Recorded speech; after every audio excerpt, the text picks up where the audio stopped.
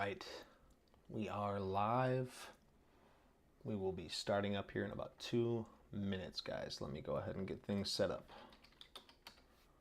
2 minutes. Let me get everything set up. Make sure everything's running right.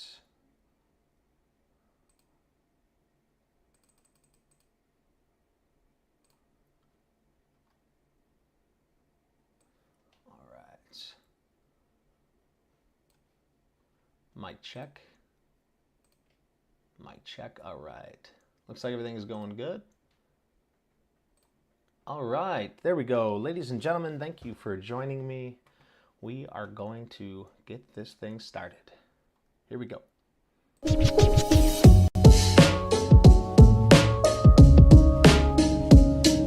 Whoa, here we go, baby. Let's do this. Good morning, good afternoon, depending on what time or where you're at, what time you're at. What's going on, guys? It's good to see you. We have, you better believe it, old Papa Powell coming out today, and it's going to be a doozy, I can promise you that. Let me get, I already got an alert going off, FTEL. I'll take a look at that in just a second. What I want to do is get this clock up and running so that way we have a countdown. We got about an hour and 15 minutos until old Papa Powell comes out. So 1 hour and 15 minutes before Papa Powell comes out. Let's go ahead and save that, and we'll keep this at the top. Yeah, bam. All right, we got an hour and 15 minutes, guys. Papa Powell is going to come out. He's going to be talking about federal monetary policy, rate cuts, and how the overall market is doing.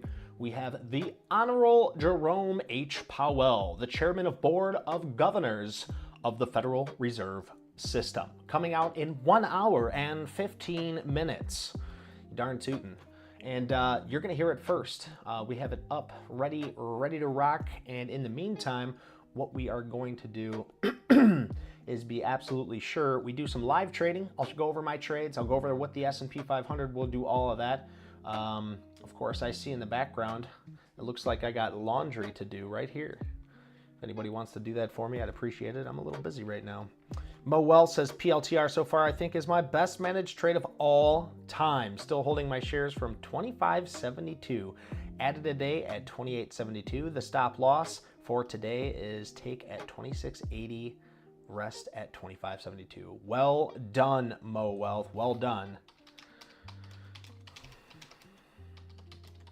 I love to see that. I love to see everybody in our Discord doing well. Very, very, very happy about that. I hope I can create a poll. I don't know what is going on with the polls with my YouTube studio. They seem to be having a little bit of an issue, but that's a-okay because we always adapt and overcome. Let's take a look at the S&P 500, and I have a few things that I want to take a look at before Papa Powell comes out here. One of the things that I need to set up is the YouTube. So let me go ahead and set this up really quick just so that way we don't have to worry about this in the very near future. Here it is. And we're gonna wait. We'll wait until it's time, and we'll make sure this is all set up for us so that way when it does come out, we are first. Because if you're not first, you're last. Shake and bake, baby. Shake and bake. All right, there we go. Now when he's ready and things get to going, we will be first. So the S&P 500, guys, is sitting at 564 even currently in the S&P 500. This is absolutely beautiful as we're continuing higher. Now, things can get very volatile when Powell starts to speak, which is a-okay with me. I don't mind the volatility because we know risk management. We use risk management. We use our stop losses. And so when that comes out and things are looking volatile, that's a-okay. We're gonna let them be volatile because we don't mind if a shimmy, we don't mind if a shake. As long as risk management got our back, we can hold on for keepsake. And if these things wanna keep on heading higher, I am totally fine with that. We are a little extended from a 10-day moving average, but as you guys know, I'm still risk on. I don't care, I'm not afraid of extension as long as I have my stop losses in, because these extensions can keep on staying extended for a very long period of time. With these extensions, we do get pullbacks. But with these extensions, we know that we're in a bull run. We know that we are on a continuation higher. So AMSC, we decided to hold on to this beautiful thing, talk about some pushing and some extension from the 10-day moving average. We took this all the way down here at 25.50 and it's sitting at 30.27. We're still holding on to 150 shares. We're up $726 on this trade. ASTS, as a lot of you took this trade with me on Friday, congratulations to everybody that's in this. I'm still holding 150 shares from 12.16, so a little higher than that yellow mark. Right here is the green mark, and my stop is at break even. Now we're up $161 on this last half. I didn't take a huge trade on this. We also took CORZ this morning. You can see the green area is where we took out. We're just a little above break even, up about $70 on that trade. INSG, we are still holding on. We're up about $42 on that trade. I took that last Friday. No, I'm sorry. I took that last Thursday. We're still holding on to that trade to see what happens there with that. I'm trying to find a good spot to put this. That looks better right there. What else we have? LRMR. We're still holding on to LRMR. I took a simple base break. This is more of a Patrick Walker style base break. I wanted to try it, give it a shot. My stop is at break even because this isn't my type of trade. This isn't exactly what I do. Matter of fact, because I took this and because this is not part of my strategy, I think what I'll do is I will take out half of my shares right now. We'll just do that right here, right now. Oops, and then I just bought and I just messed up. We're selling the whole thing. That's unfortunate. All right, we just locked in $116 on this trade. You might ask yourself, what the hell did I just do there? Well, I'll tell you this. If I mess up on a trade and I ruin my average, I'm out of the trade. I don't even want to be a part of it. So right here, right now, the first thing I do during this stream is I buy in too much. What I meant to do was sell out half of my shares, hold the other half to break even. But instead I ended up adding into my shares, which completely ruins my average. And then when I sell, it's gonna ruin my average. So I just sold out of all 300 shares. So I locked in $116. We're gonna consider this a absolute shit trade. I don't care that I made money on this trade. I messed up the trade. I mean, and this is it, guys. I'm doing it live for you right now. If you can get behind that, if you can understand that, doing live streams are hard, but I absolutely love doing them. I love the challenge. Trading is even harder. Now, when you put the two and two together, I'm doing this for you. I'm putting it all on the line for you right here, right now. You're gonna see me have mess ups and some oopsie poopsies, but that's a-okay, guys, because I don't give a shit. I don't care if you guys are gonna hate or whatever. I know what I'm capable of, and I know exactly what I'm doing when it comes to trading. And when I add in and I ruin my average, I am getting the hell out of there. Jolene says she'll be on a minute. The mechanics here. Okay, good. Get that done. Let's see, what else we got? Oh, we got Muley. Good morning, Muley. Good morning, B. Stewie. Predator, can you raise the volume? I could probably pump this up. No, I think we're good. We're good on the volume. What do you guys think? Anybody else think I need to turn this volume up? I think the volume is, I think my volume's doing just fine, Predator. Nothing's really changed from my volume, so I think that's on your end. Let me know, guys. Yeah, Muley also says PLTR is her best trade as well. Yeah, let's go over PLTR. So I'm in PLTR. I ended up taking this trade as a cup and handle trade. Now, I know a lot of you guys got in down here, much better down here at 25.67.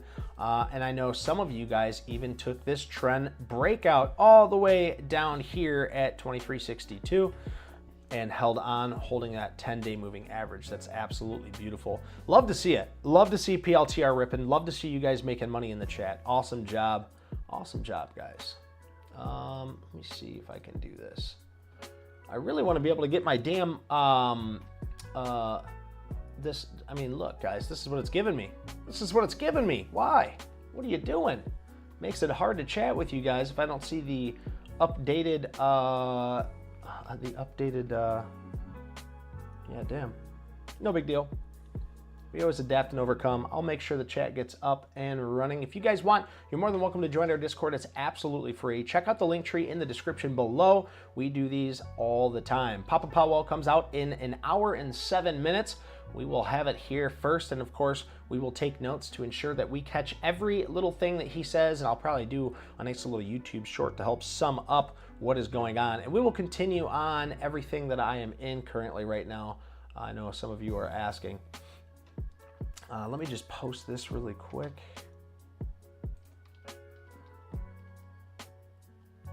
Bada bing, bada boom, baby. We gotta make sure all of our friends are in here with us and everybody knows of the speech.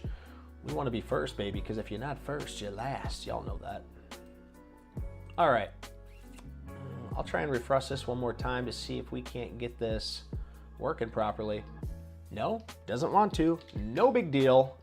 I'll just go ahead and pull this up. You guys, I might get your chat a little, it might be a little behind on the chat, but it's okay. Good morning, Jimmy Bright. Good morning. Good to see you. Kevo Pulban. Buenos dias. Where's the poll? That's a great question. Unfortunately, I can't get the poll up because this big monkey is in my way and it's saying, hey, something's wrong. Come on, YouTube, get your shit together. I got a stream to manage. You know what I mean? Goodness gracious. Goodness gracious. Let's get to work, you know? Let's get a working, baby. All right, guys, enough with all of that. Let's continue on. POET. We took POET. We called this out in the Discord this morning. We also, I think we had this on the daily watch list. Let me bring up the daily watch list and really cover it really quick with you guys. We had MDIA, which did not break out, but we also had POET. Great structure here. Would love to see a trend break above previous day close for a bid on volume. Well, let's take a look what happened. Right here is where the trend break was, and if you look at the volume, sure enough, right here is that volume, and we got it. So I ended up taking a bid here at $3.43. I know some of you got in a little earlier than I did. I just wanted to wait and see if it held this VWAP area, and sure enough, it did. We are continuing higher. We're up about $89 on this trade. We're gonna let this thing run. We're not even up 1R yet. 1R is at low of day, so technically that's 10.79% with the average daily range of being 14.4%. We need to see this price be around 381. 381 is going to be my first take, and I'm only going to take 1/4 and then bring my stop up to break even. So that's it. So we'll see what Poet wants to do. But yeah, that was a nice breakout that we took this morning, guys. So well done. Congratulations, Jolene. I know that you got into that. Let's see what else we got. QS. So QS had a little pullback this morning. It's just trading sideways. We're still up $220 on that trade. We'll see what comes of it. But yeah, the best trade so far for me is AMSC. We're going to see if it wants to continue. We're up $64 on the day, or $717 so far altogether on this trade. So we'll see if it wants to continue. And ASTS just reached new all-time highs again, guys. So congratulations to everybody that took this in the Discord yesterday. I have an average price of $12.16. So, oh, I got it marked. This red mark is where I'm in at right there. We're up about $195 on that. So things are looking really, really good. I want to take a little peeky gander at my account. Oh yeah, I'm about to break a new all-time high in my P&L. That is awesome. That is a beautiful sign, guys. Beautiful sign, a beautiful day. Just got done going for a nice little walk with the wife and son. My other two boys just took off. Their grandma came and got them. Their Mimi came and got them. So it's nice and quiet, and we don't have a ton of people trying to use the Wi-Fi. So we should have very good connection today. But let's go over our DDT before I forget. So this is Reddit. This was also on the watch list, and oh goodness, did we miss my opportunity here? So this is the opportunity that I called out this morning at 770, or I'm sorry, at 77. Now it's at almost at 78 now on volume as Reddit starts to push higher. A little too extended for me on the 10-day moving average, so I'm not going to end up taking this trade, but I do really like the look of things, so looking good. It's definitely one that I'm going to keep on my watch list to be very sure that if it does pull back, if it does have another good setup, I'd love to see that. CORZ looks like it's pulled right back down to that $11 area. I've been watching this $11 area for CORZ. It is the breakout area. It's the previous high area as well. And I've seen some soaking here. So anytime it broke out above it, you would see a lot of soaking here. It got below it, started soaking here, then it broke above it, started soaking here. So this 11 is a key area. If it starts to break down here and breaks down below VWAP, I would be a little nervous about the stop. But I am using low of day. If I stop out at low of day, I think it's $189. I know it's not 1R. But I think it's close to that. We also have DJT is in play today. What I mean by in play is that it's very volatile. It's going to move. But I talked to a good friend of mine, and there is only one trade I would take on DJT, and that would be a short. And that short isn't going to be until $70. Now, this is my trade, my idea. This is something that I've studied in 2021. It's called bounce up gap shorts. It is part of my trading criteria, but I have not used it in a very, very long time. It's one of the only shorting strategies that I can say that I can comfortably understand, but I would never take full risk on it simply because I haven't been very successful in 2021 with this, okay?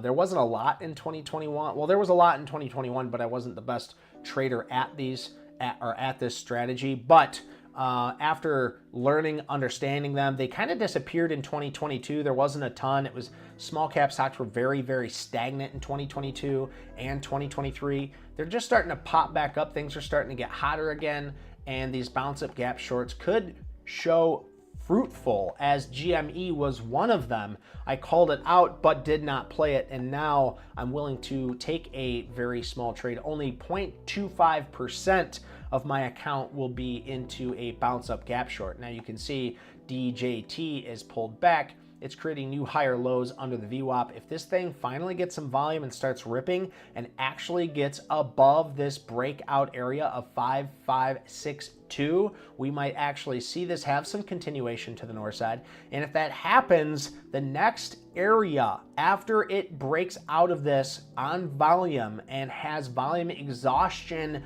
will be at or just above that $70 area.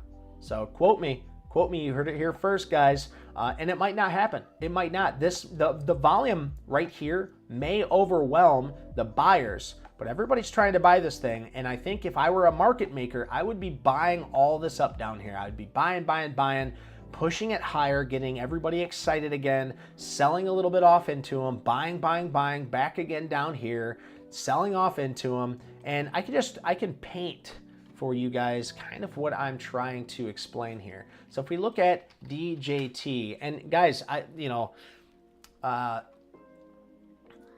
don't know what's going to happen. I have no clue. But what I can tell you is this. When there is a lot of excitement, which right now there is a ton of excitement about this DJT, okay? I know that there's resistance at this 56. And if you guys seen in pre-market, it came right up to this $56 area. I'll show you on the hourly. It came right up, it's not even showing me on the hourly, but it came up to this $56 area, as you can see on my Thinkorswim, but it came right on up and then it sold right back down and it opened up in this area. Now, as it trades sideways, what my guesstimate would be on something like this, let me just paint it out for you. It does something like this, okay? Then it rips up higher, comes back down, does something like this, and then eventually comes all the way up to this $70 area, and then once again starts to fail. And you'll see that happen quite often in these bounce up gap shorts. You'll see a lot of traded volume come into play, and then you'll look back and you'll see the highest traded volume area. You'll look at the VWAP and you'll see this is where all the bag holders are. Everybody got really excited, thought it was going to keep on heading higher, and then once it gets up into that area, you're not only going to see the people selling out into it, but you'll also see short sale traders selling off into it as well. So it's just part of the back burner strategy. It's not something that I play all the time, but when I see a tasty trade, so I have my alert at 55.44, so that way I can really start to watch it as it continues to rise and possibly exit out of this trade. So we'll see. If not, maybe the volume exhaustion was right there in the pre-market and it headed lower. You've seen a downtrend here and maybe it continues to fail. I don't know, but we will see very, very soon. And guys, let me know in the chat if you would like. Let's see.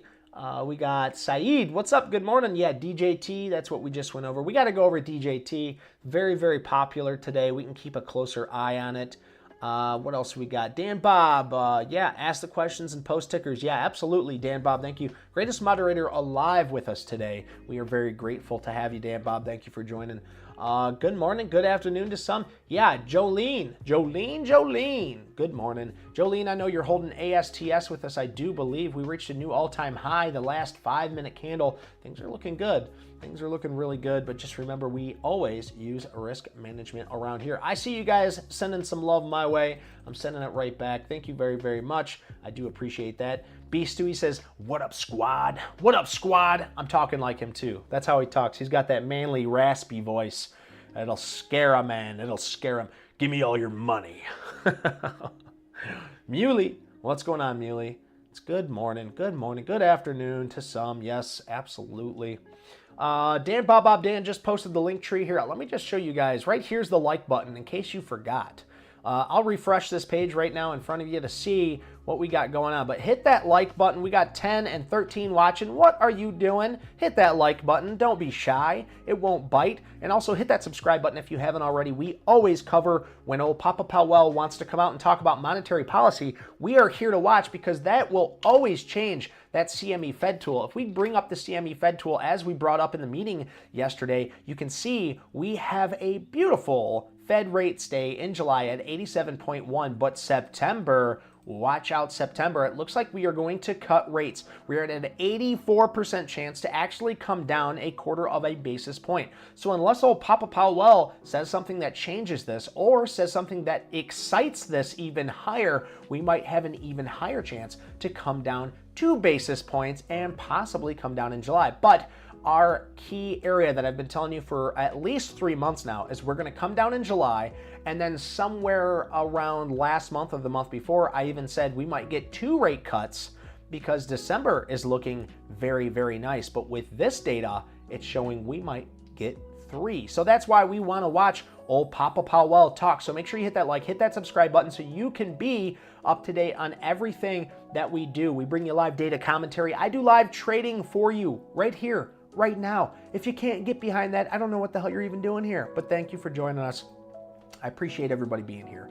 AMSC, we're up about $756 on. It's looking very, very tasty. Kevo Pleblan says cafe. We need our coffee. But guys, one last thing I wanted to show you too. If you click on this link tree that Bob Dan, the greatest moderator alive, has posted, we have our YouTube, our Discord, our Trading View, Instagram, TikTok, Facebook, and our Twitter, our X account.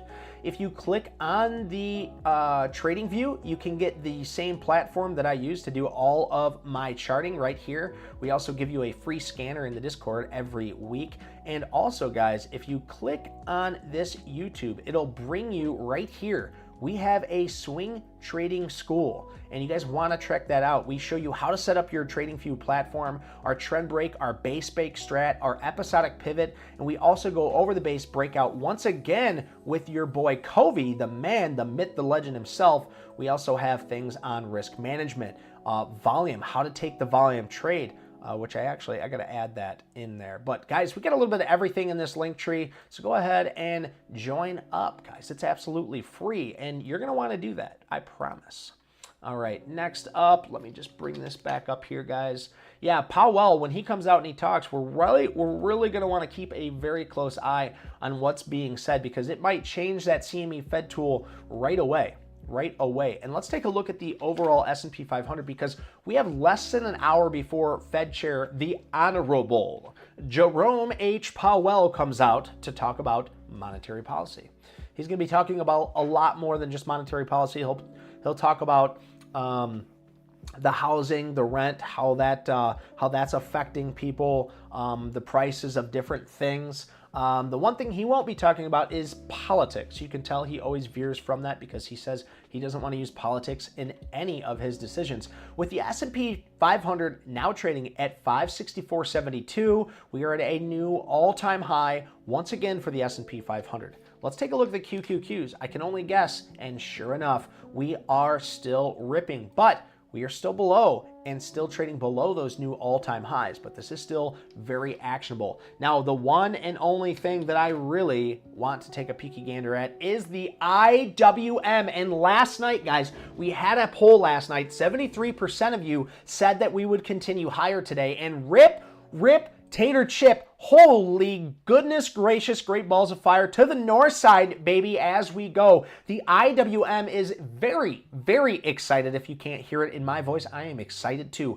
At 217.77, we got 3 sevens. It's lucky, lucky, lucky lady luck. IWM is still trading much, much higher on much higher volume. This is a beautiful thing for the overall market, as we have been looking for breadth in the market. And as I say breadth, we'll bring up the RSP and you can see, wow, look at that, guys. And I gotta tell you guys, I absolutely love the market. I have been calling things out left and right, and we have been capitalizing on it too. That is the most beautiful thing about all this. You don't want to just call these things out and not make any money on it. You want to call these things out and make money on them. And that's exactly what we've been doing. The Discord has been extremely fruitful. Everybody has been making a nice chunk of money. So thank you guys so much for being a part of that too. It's absolutely awesome when the whole crew can make that money. And not to toot my own horn or anything,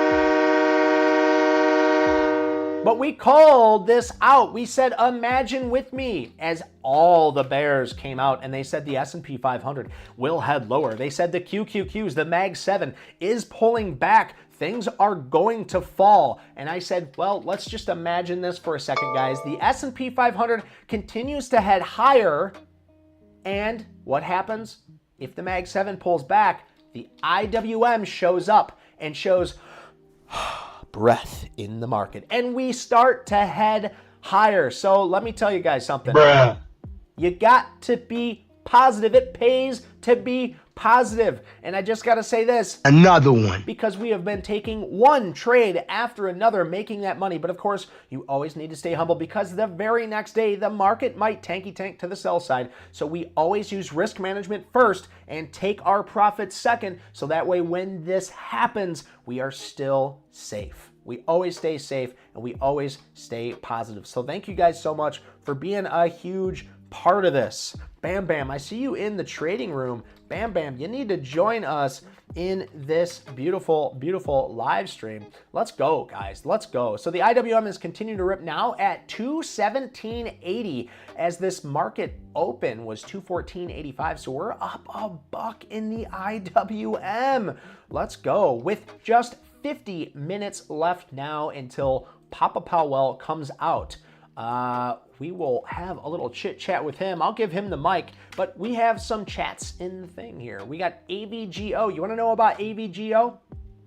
I'll tell you a few things about AVGO. First and foremost, it is a communication stock, and communication has been hot heat. It is a hot sector, and AVGO is a leader in this sector with a 10-to-1 split last night and now serving this morning. It's now trading at 172.55. I don't know if that split, the price difference has taken a place, but we can see right now it's above its area of resistance. Resistance is around 170. We're trading at 172.47. So this is looking good as it's trying to hold a 10-day moving average, Marwa. So thank you for asking about AVGO. It's looking fruitful. I like the look of it. We do have a big, heavy bout of resistance though, right here at 176. This 176 area, you can see it has hit 1, 2, 3, 4, 5 different times. Now, if it can get back up into that 176 and prove that it has the volume and the price action to rip, tater chip right through there, then we might have another move. Also, highly offensive is asking about NNE. Let's take a look at NNE. Now, you guys know back in the day, way back in the day, about 3 weeks ago, we played NNE at 750 in this rip tater chip. We took out at 30, we took out at 27.50, and we made about 3 grand on that trade, which now, if I could go back, of course, shoulda, woulda, coulda, we should have made a lot more, but NNE is now showing it's becoming a little bit more actionable. Hopefully this 21-day moving average, and I say hopefully with respect, if it can tighten up here, a couple more days would show fruitful. I would love to lower my mark down here, my alert down here around this $25 area. So maybe tomorrow it will show a little bit more action. So this is how I'm seeing it. I'm seeing a nice downward trend line here. If we can give this another day, 2 days, even 3 days to ride this 21-day moving average, right now it's in an area of price discovery. It's trying to find where it wants to consolidate at. And of course, as you guys know, they have tightening areas, then expansion. Then we start to see contraction after the expansion. And what happens after a stock contracts? Well, it expands again. And we always want to catch those expansions using risk management so we can have a nice tight stop. I always like to use low of day or low of previous day. And in this case with NNE, I've been using the low of day, making good money with it. So we're going to see if NNE wants to show up. Highly offensive. I hope that, if you're still learning to read candlesticks, brother, I actually have in my YouTube somewhere way back in the day, we're going to redo it for the trading school, but we show you how to read candlesticks and the candlestick patterns. But welcome, highly offensive. If you haven't already, hit that like and subscribe. We are here for you. Jolene says, made it above the $215 area. You're darn tootin'. Jolene gave me a promise this morning, and she said it will be above that $215 area. Actually, I'm going to find it right now. Where did it say that, Jolene?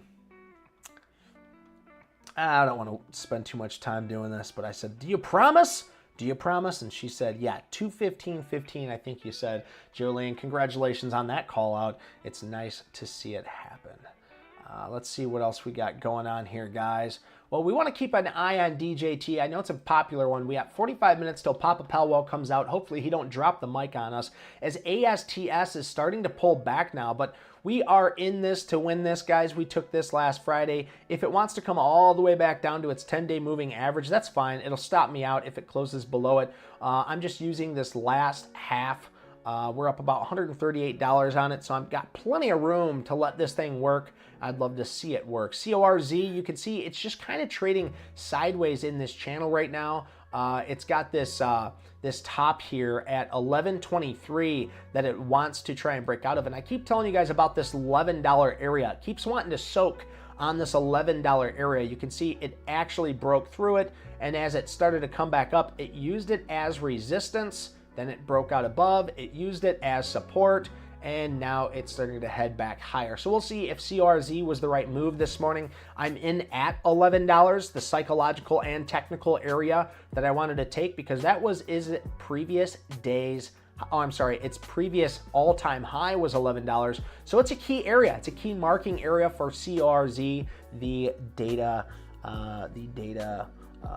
grouping.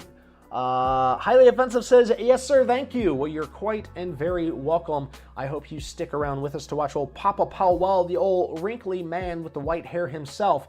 And I'm not making fun, because I'll be there in a couple years with the grays coming in so well for me. But I hope you stay here to listen to him chat, because it is going to be a doozy. Anytime he gets on here, we always see volatility in the market, and we love the volatility as long as we are in the trades and it's heading to the north side. As I say that, the S&P 500 now starts to pull back, which is a good sign for the S&P 500. We don't want to go straight up, because then we come straight back down. And as you can see here, let's take a look at the VIX Volatility Index actually, guys. So I want to zoom out here and let's take a little peeky gander at the VIX Volatility Index. I told you guys about this contraction and expansion. Well, it might happen here on the VIX Volatility Index too. You can see it is contracting and it's getting very tight. We might see some excitement in the overall market here very, very soon.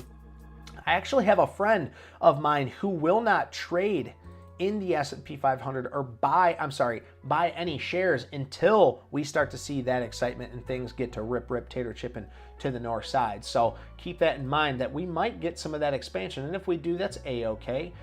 We can come on, poll. I want to get this poll up and running.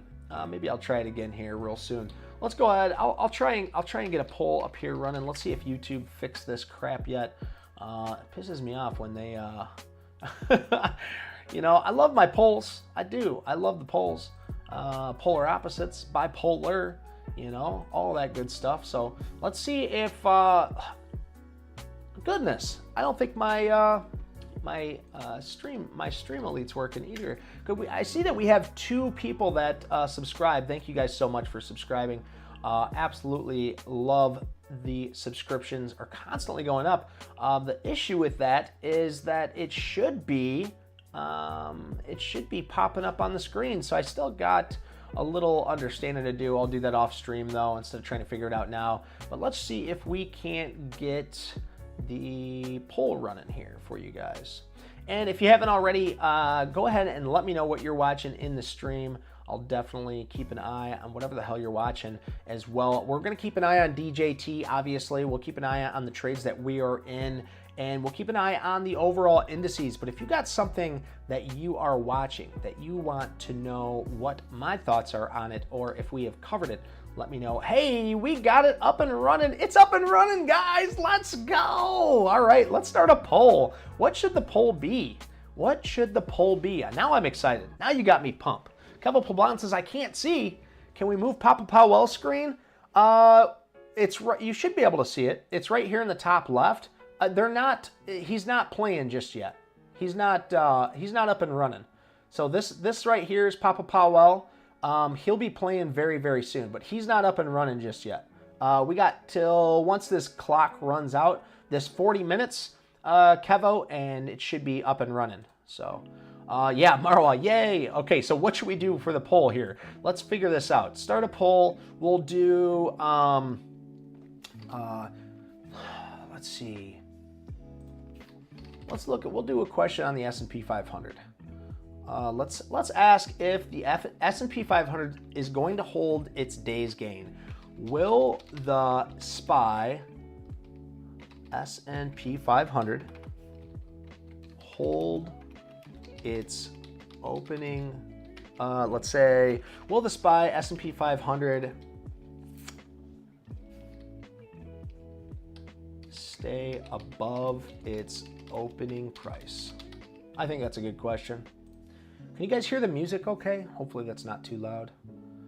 Let's take a look. This opening price here was 562. Yes, above 562. No. Lower than 562. And we'll do one extra addition question here. My fave.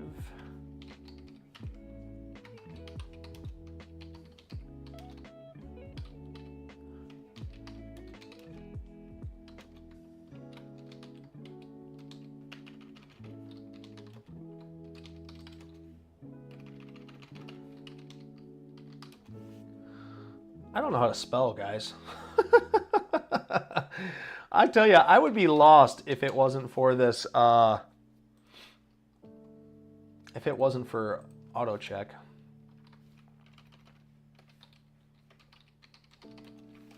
All right, here we go.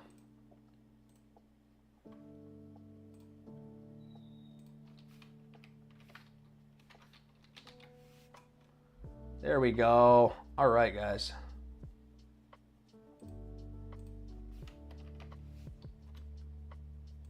All right, polls up.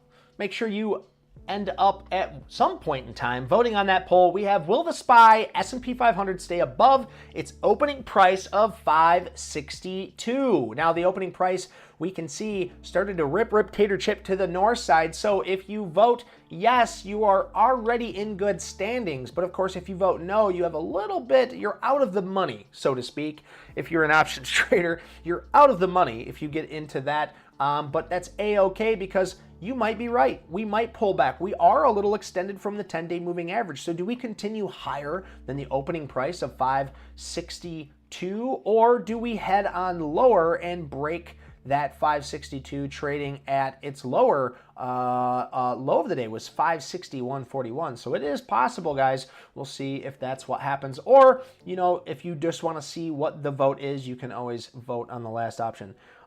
David, can we agree spelling can be a creative process here? Yeah, I can 100% agree with that, Jolene. I'm going to have to agree with that. I'm definitely not going to take anything serious. I know we got ENPH up in the chat. Let's take a little peeky gander now. It is in energy slash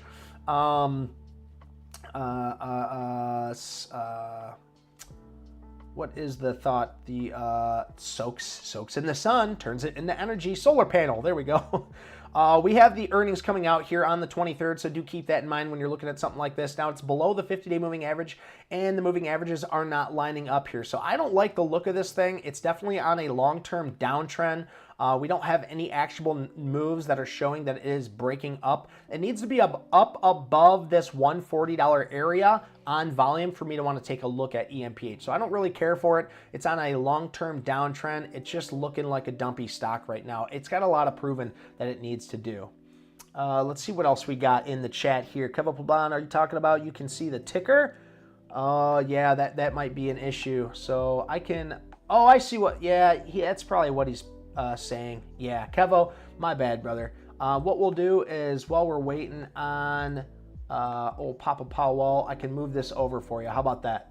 And then the ticker is up here in the top left side. Thank you so much for bringing that up. This is what I love about this community. You guys are always watching out for each other, watching out for me. I hope I can watch out for you. Let's see what else we got. Music's good. Thank you, Marwa. I appreciate that. What else we got? I hear a lot about the SPY. Why is that a good or a bad thing? Okay, so the SPY is the S&P 500, which you have to understand, all of your biggest institutional buyers, all of your hedge funds, they use the S&P 500 as its benchmark, okay? What do I mean by the benchmark? Well, they say, I'm doing better or worse than the S&P 500. The S&P 500 has 500 of the best US stocks, and they have been doing better than any other trader or any other hedge fund generally and typically over time. It trades between 8 and 11% on average per year. So all your hedge funds, all your traders, me personally, I need to beat the S&P 500. If not, there's no reason for me to trade. I just dump all my money into the SPY or the S&P 500, which is the exact same thing. The SPY is just an easier way to look at it. Here's the S&P 500, and you can see over time, if we go all the way back here, let's just look from 2018, you can see it's always on an uptrend. If we go back, let's look at it on the monthly, you can see that all the way back here from 1993, you can see it has exponential growth all the way up here. So it used to trade all the way down here in 1993. It was trading at $44.69. Now it's trading at $564. Okay, so you can see why it's always going to be compared. And we always want to know when the S&P 500 starts heading higher, the overall stocks, the overall ETFs, the stocks, all the indices, everything starts to rise with it. All sectors start to rise as not all sectors, but some sectors will start to rise. There's groupings that rise with the S&P 500, and then the money, it switches from one sector to another. But regardless, they say all tides rise ships. It goes something like that. I always like to butcher that one. But when the S&P 500 is rising, the rest of your stocks are going to rise with it. So it's better to trade as the S&P 500 is moving higher. And that's why we like to use Stan Weinstein's stage analysis. So if you haven't read that book or understand Stan Weinstein's stage analysis, I'll just bring that up for you really quick. So Stan Weinstein is a great interpreter of the overall markets. And you can see here on this picture, this is what he uses right here, is this picture. You can see that as it moves higher, we do a stage 1 here. As it moves higher, we consider this a stage 2. And this is where you want to buy most of your stocks, coming out of a stage 1 and into a stage 2. And then this is where we are going to play our stocks. Okay, right here in this stage 2. Why? Because that is going to give us a better opportunity to make money. And we always want to make money here. So it's always good to identify what stage we are in, so that way we can make money as the S&P 500 is heading higher. Jolene's coming in. All tides rise together. All tides rise, sinking ships, I think is the analogy. All tides rise together. Yeah, that's not the one I'm looking for. I'm gonna look it up. So all tides rise boats. All rising tides lift all boats. All rising tides lift all boats is a metaphor. Improved economy will benefit everyone. Yeah, so I guess you're right, Jolene. I can't argue with that. You're right. All tides rises together. I think there was something about all tides rise, sinking ships or something like that. But yeah, I'm not going to argue with you, Jolene. You're too good. You're just too good. You're too smart for me, girl. We have 31 minutes till the Honorable Jerome H. Powell comes out and spits some mad game into that microphone. We got 90% of you saying yes, we will be above 562 by the end of the day. Only 0% say lower than 562, and 10% of you saying my favorite animal is a chinchilla. I tell you what, guys, these things are addicting. I haven't been on my coffee kick in a while. I'm probably gonna have to switch to that. But we also have a Starry. Oh, don't want to drip that on the keyboard. Starry is way better than Sprite. What do you guys think? Starry's better than Sprite, that's for sure. 30 minutes. 30 minutes till Papa Powell comes out. Let's take a look at the indices. The S&P 500 is trading at 563.74. We have the QQQ now trading at 498.91. And the IWM, believe it or not, is still heading higher. It is still rip tater chipping. And it is the highest it has been in over 2 years, guys. 2 years. The last time it was at this price was in January 11th, 2021. January 11th, 2021 was the last time we seen this price for the IWM Russell 2000. And remember, guys, this is absolutely amazing for small and mid-cap stocks, and that's why we are in some of those small and mid-cap stocks. And the only one that I am not seeing working out for me is this INSG. That's why I brought my stop up on this, because I don't want to be in anything that's not working right now. Nothing. Everything should be working out very well for me right now. If it's not, we're going to cut our losses quick and let our winners run. So if this thing wants to stop me out down here, that's fine. If it wants to continue higher, then let it go. But right now, my overall P&L for this is only down $52. That's cutting your losses short and letting your winners run. As AMSC, we're up $750 in. That's a beautiful compare and contrast, as you want your losers to be much smaller than your winners. That's just what we're doing here. ASTS, we're up about $145 on. If you guys were with me on Friday, we took a beautiful trend breakout. I can just blow this up for you. Look at this beautiful trend breakout. Absolutely scrumptious. We took a hold of that, and we're just holding on to this. We're going to wait until it either A, closes below the 10-day moving average, stops me out for break even, or we have earnings August 12th. If we can hold on to this thing till earnings, that thing might still continue to run all the way till earnings. I think the next stop is going to be 14.11. We're going to find some resistance there because it has not been able to get over that 14.11 for a couple years now. So we'll see what it wants to do. ASTS is in a hot sector, as we talked about with AVGO. The hot sector is communication. Yes, say it with me. Communication. CORZ is the next one that we also got into this morning. Let's take a little peek. It looks like I'm about break even for this trade. Let me blow this up here. Yeah, we're about break even, only down about 3 cups of coffee. So it looks like Dan, Bob, and Covey are not going to be drinking their coffee today, nor am I, but that's A-okay. We got to give this thing time. I've been talking about this $11 area as it needs to continue to soak. If not, and it starts to head lower, my stop is at the low of the day. I'm holding 600 shares of CORZ, so 600 times 11 with a stop at 1056. You do the math, but that is close to a 1R risk for myself. Robert Tanash, what's going on, Robert? Good to see you. Good morning. Howdy, howdy, howdy. And since we only have 30 more minutes till Papa Powell comes out, go ahead and hit that like, guys. It's right here in front of you. You need to go ahead and vote. Nobody look at my screen really quick. I'm going to vote. I don't want anybody to see what I vote. All right, there we go. Uh-oh. Hopefully that's not lagging on your end.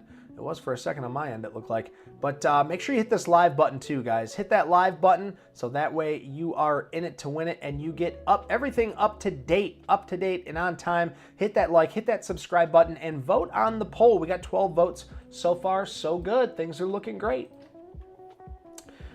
All right. Oh, Papa Powell. 27 minutes, guys, and things are looking amazing. Let's take a look at PLTR. We haven't looked at that in a little bit. Has it pulled back? Yes. No. Yes, it has pulled back a little bit.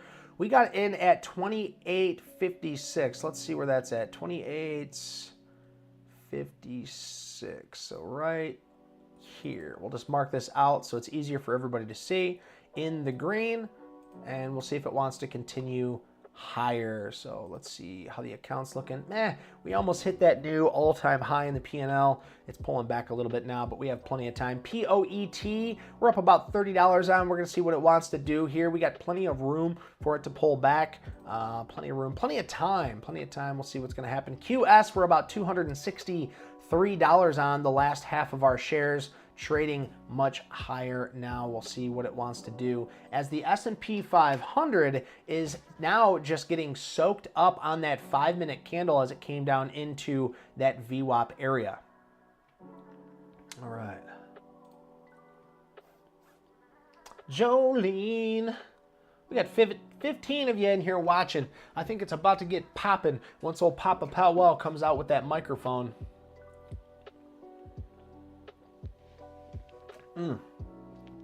It's a good day. It is a good day. It is beautiful outside, guys. I don't know where you're at. I'm here in the beautiful, beautiful state of Michigan. Where are you guys at? Where are you located? What state? What country? I know that we got some Canadians in here. I know old Roberto. Roberto is from the good old Canada. Good morning, good afternoon, whatever time zone you're in. It's good to see you, brother. Who else? Where else we talking from, guys? Where else we at? Oh yeah, Papa Powell's gonna grab that microphone. And monetary policy, ladies and gentlemen. Let's talk about cutting rates very, very soon. Oh shit, what do we got? We got the alert going off. Oh, everybody's favorite stock, Grinder. There we go. Grinder. Ooh, look at this. Okay, so Grinder moves 4.7%, and you can see we're almost right at that base breakout area. We're right there, guys, but I'm not seeing any volume on it right now. You might get to see me take another trade on this. I'm gonna mark this out so we can see it a little better. Sorry if that was loud for you guys. It looks like GME as well. So I'm gonna mark this Grinder out in case it does end up popping off. I want to see volume in this thing though, guys. We're not seeing a lot of volume in Grinder. It's right here at its area of resistance, but it's showing an ascending trend line heading to the north side. I see you guys posting where you're at. We'll go over that in just a second. Hell yeah. Oh man, we're all over the place, guys. We're all over the place. Give me 1 second. GRND, so Grinder. If this thing can break out on volume above 1250, I think this would be a great area for a risk reward. We can see at the base, if it breaks out at 1250, that's going to be 4.18%. That'll still be in our average daily range percentage, so that would be good. But I also have GME going off here as the volume comes in, as it breaks out of this area. on volume. Goodness gracious, look at this thing start to rip tater chip. GME now trading at 27.03. The biggest issue I have with this is that I wanted in here. I played it and it came back and it stopped me out for break even, and I haven't been in this thing. So this is not my traded area. This is not where I want to be in because I think it's just going to be slow grinding to the north side. But I think this has an opportunity to get to 30 at some point in time, but I don't know. I'm just a big talking chin. I don't really know what's going to happen. So we'll see very, very soon. Let's check up on the chat. Let's see where you guys are all from. So we got Kevin Poblan from Puerto I'm going to try and roll the tongue. Puerto Rico. My son is way better at that than I am. He talks in rolling tongues. Puerto Rico. Good to see you, Kevin Poblan. It's good to have you. I would love to try your coffee. I know you guys have some definitely different and distinguished coffee over there. Virginia, Fairfax, Virginia from Marwa. Good to see you. Glad you are here with us. Oh, Roberto Tanish is from Florida. Robert. Oh, you know what? I was getting you mixed up with Pablo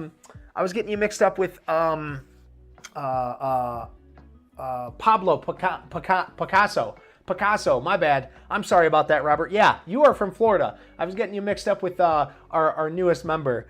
He is from the good old northern friends in Canada. But good to have you, Roberto. Thank you so much for the correction on that. Jolene from San Diego, California. I actually have a good friend of mine. His name is Stu. He's a really good friend, another person I consider a mentor of mine. We did some amazing studies in the overall market together, and he is from San Diego as well. So shout out to him. Shout out to you in that warm, expensive state of Cali. Highly offensive Los Angeles. Yeah, watch out in Los Angeles. I've seen some videos out there, highly offensive. I hope you are in a good area, sir. Jimmy Bright says North Carolina, 97 and humid. Oh man, yeah, I know it's a pretty humid out here, but the weather is showing 77, so I can't really complain. I really can't. But we got a swimming pool, so if it was 97, I'd be out there swimming and it would be great. Kids love the swimming. Saeed's from California as well, and Sandra McDaniels is from Virginia. Sweet Virginia.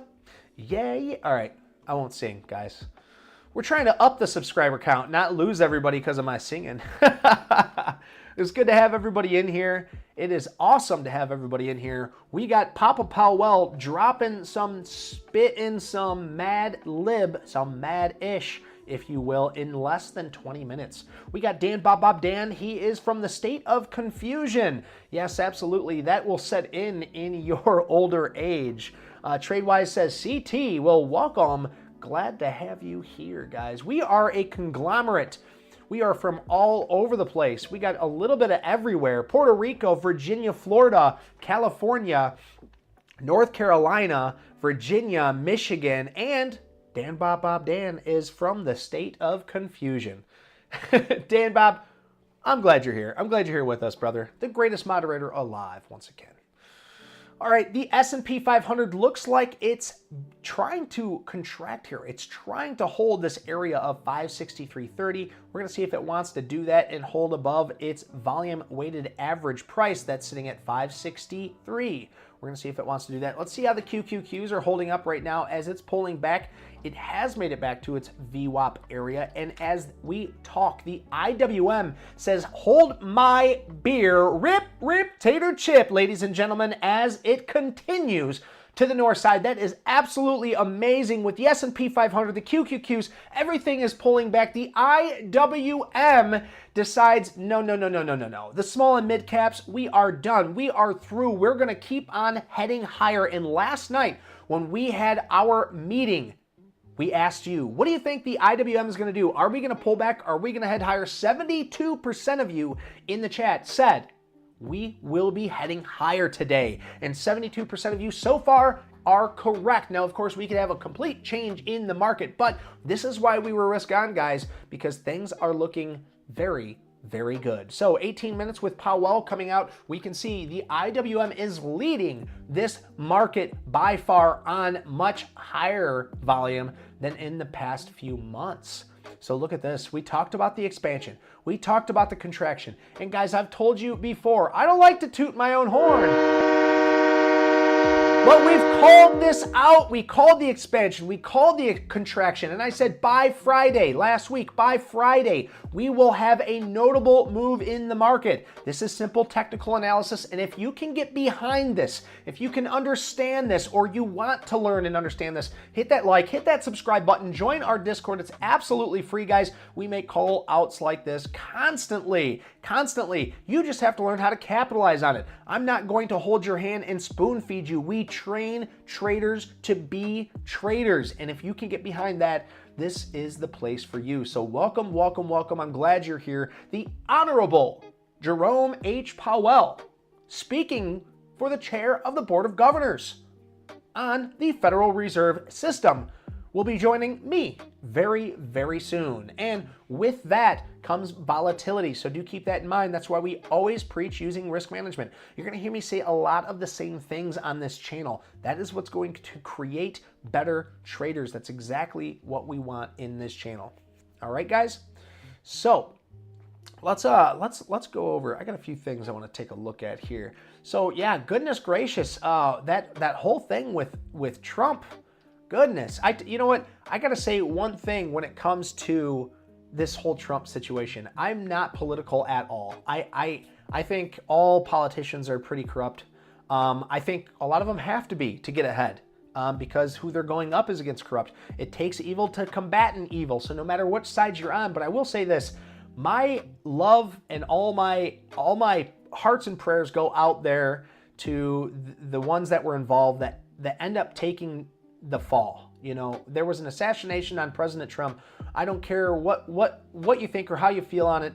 It's sad. It's very, very sad. And there was a family that lost, or there was a family out there that lost a member of their family that day. So my heart goes out to them. It's so sad, guys. It's so sad to see something like that happen. And you know, I always say it pays to be positive. Well, let me give you the positive side on this. We're not involved, guys. We're not involved. You know, last night when I was eating with my family, I told everybody, just be happy that we are all here, where nobody's sick, everybody's happy, everybody's healthy. This gives us so much reason to be grateful for the things that we have to come, guys. So I just wanted to say that, you know, there's so many things going on there. You know, with the political bullshit, and it's just terrifying, guys. It's so terrifying to see all that going down here in America. Let's hope that things can work out and we don't get another one like that. Let's see. ISA 1 million says HIII. Is that a ticker?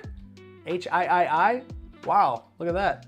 Well, the average daily range is only 0.1%. So this isn't something I'm going to look at just because it's way too slow. It's not something we'll ever look at because it just moves so damn slow. Nobody will make any money. And even if you put your full account in there and it moved up 3 times its average daily range, you're going to make pennies on the dollar. We're looking for fast movers. Anything that moves 4% or higher. We want to be in those fast moving stocks. Okay, guys? So make sure if you call something out, you understand the criteria. We are looking for stocks like AMSC, where it has 7% average daily range. It's a fast mover, and it has a trend or a base breakout. We played ASTS on the daily. This has a daily trend breakout on the 10-day moving average. Very beautiful. CORZ we called out this morning as it broke a basing breakout at 11. Very beautiful trade there as well, as it's just finding resistance here, guys, at 11.18. So it's bouncing in between 11 and 11.18. We need to get some volume to get this thing pushing higher. Now, because its average daily range is 9.2%, if we measure off the lows to the highs here, we still have room to expand. We still could go higher. It wouldn't be at all surprising if this thing moved up to 11.55 by the end of the day. Okay, and I'm not going to argue with it either. Saeed VRT today. Is it ready to go up?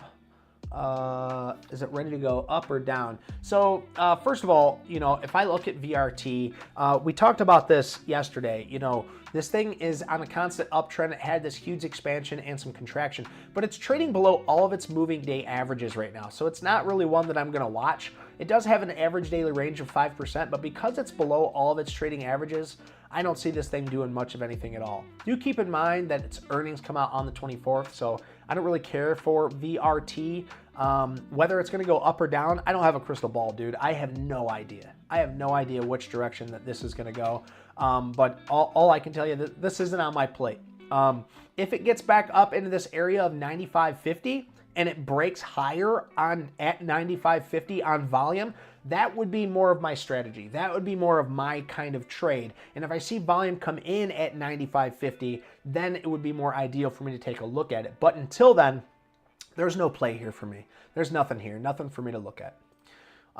Okay, so since we just talked about Donald, let's take a look at DJT. You can see we went right up into this area of resistance. Let me explain this to you guys a little bit. We talked about this in the pre-market. We talked about this last night in the after hours when we talked as just traders hanging out. I said if this thing can gap up over this $55, if it can gap up over it, that would be considered an episodic pivot to me because of the news, okay?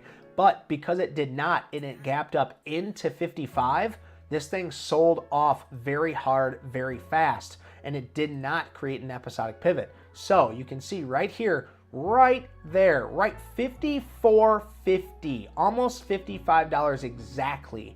It gapped up right into, and then it sold off, and right at the market open, it sold off hard. And that's a-okay, guys. This thing might create a base, it might head back up higher, and it might get past that $55. And I say might because it would take a lot of volume. There's a lot of sellers here, there's a lot of bag holders, and there's a lot of people, a lot of talk with DJT.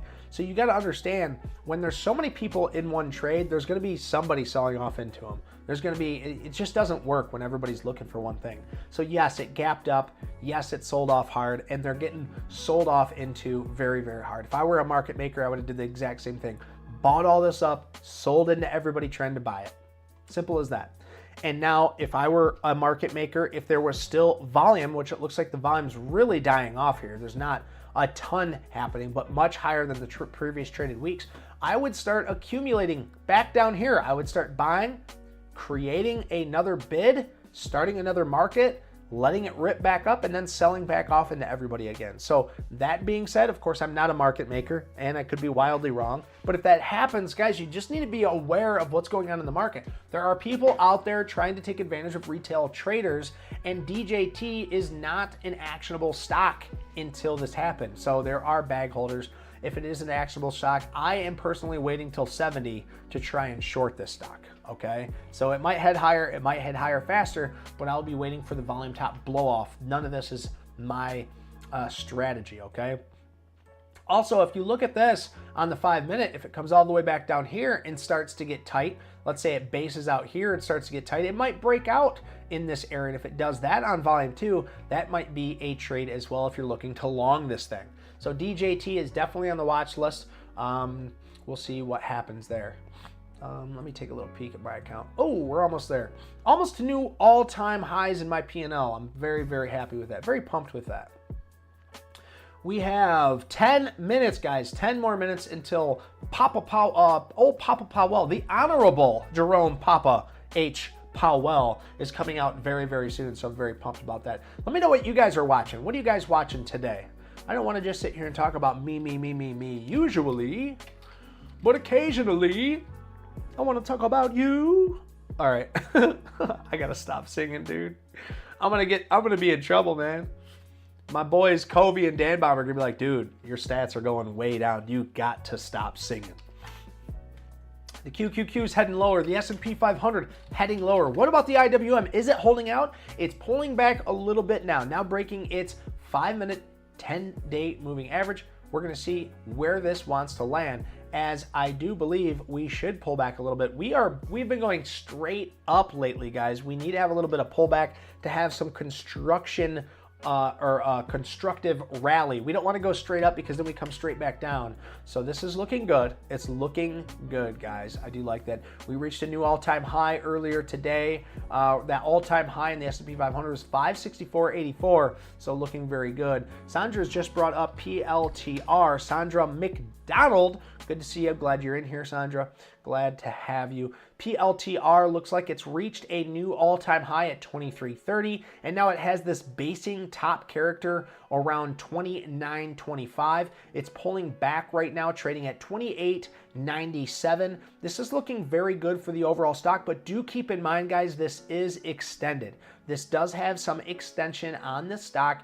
That's a-okay, because this might be the cup and handle that we talked about earlier. Here's your big cup, here's your handle, and if we put this on the weekly time frame, and I'll just blow this up so you can see this a little better, this is a William O'Neill type structure. You get a big push up on volume, and it pulls back and it creates this cup. Now, the psychology behind this cup and handle is that you get a lot of buyers here, and as it pulls back, you don't get a lot of sellers. You still have these strong holders that are from here. These strong holders, they hold onto the stock, and it creates this handle. And as this handles form, it breaks out higher and it continues higher. Now, whether it will continue its continuation, I have no idea. But I did take a bid at the break of this high at 28.54.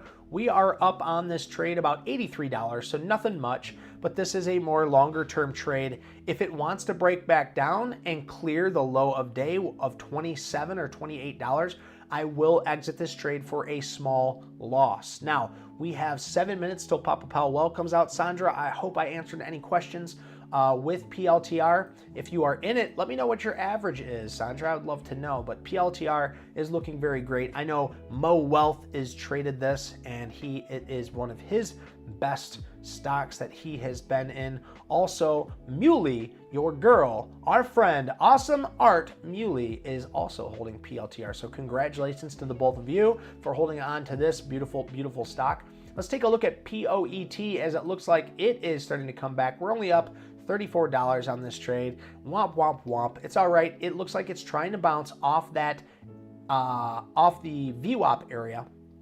If it does want to pop and head higher, that's okay with me. We're going to hold on to this. Also, QS is the episodic pivot that we played just a few days ago, as they gave news that they were going to pair with Volkswagen, or that they have announced a deal with Volkswagen. They're up $271 on that trade.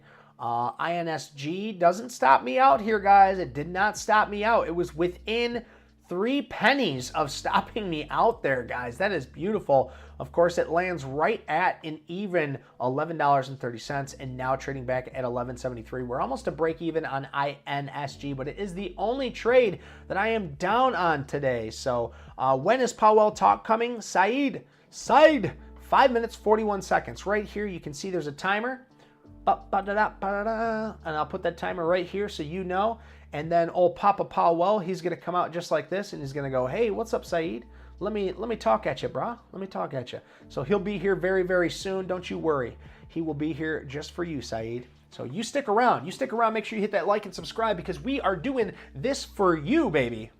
We're doing this for you. I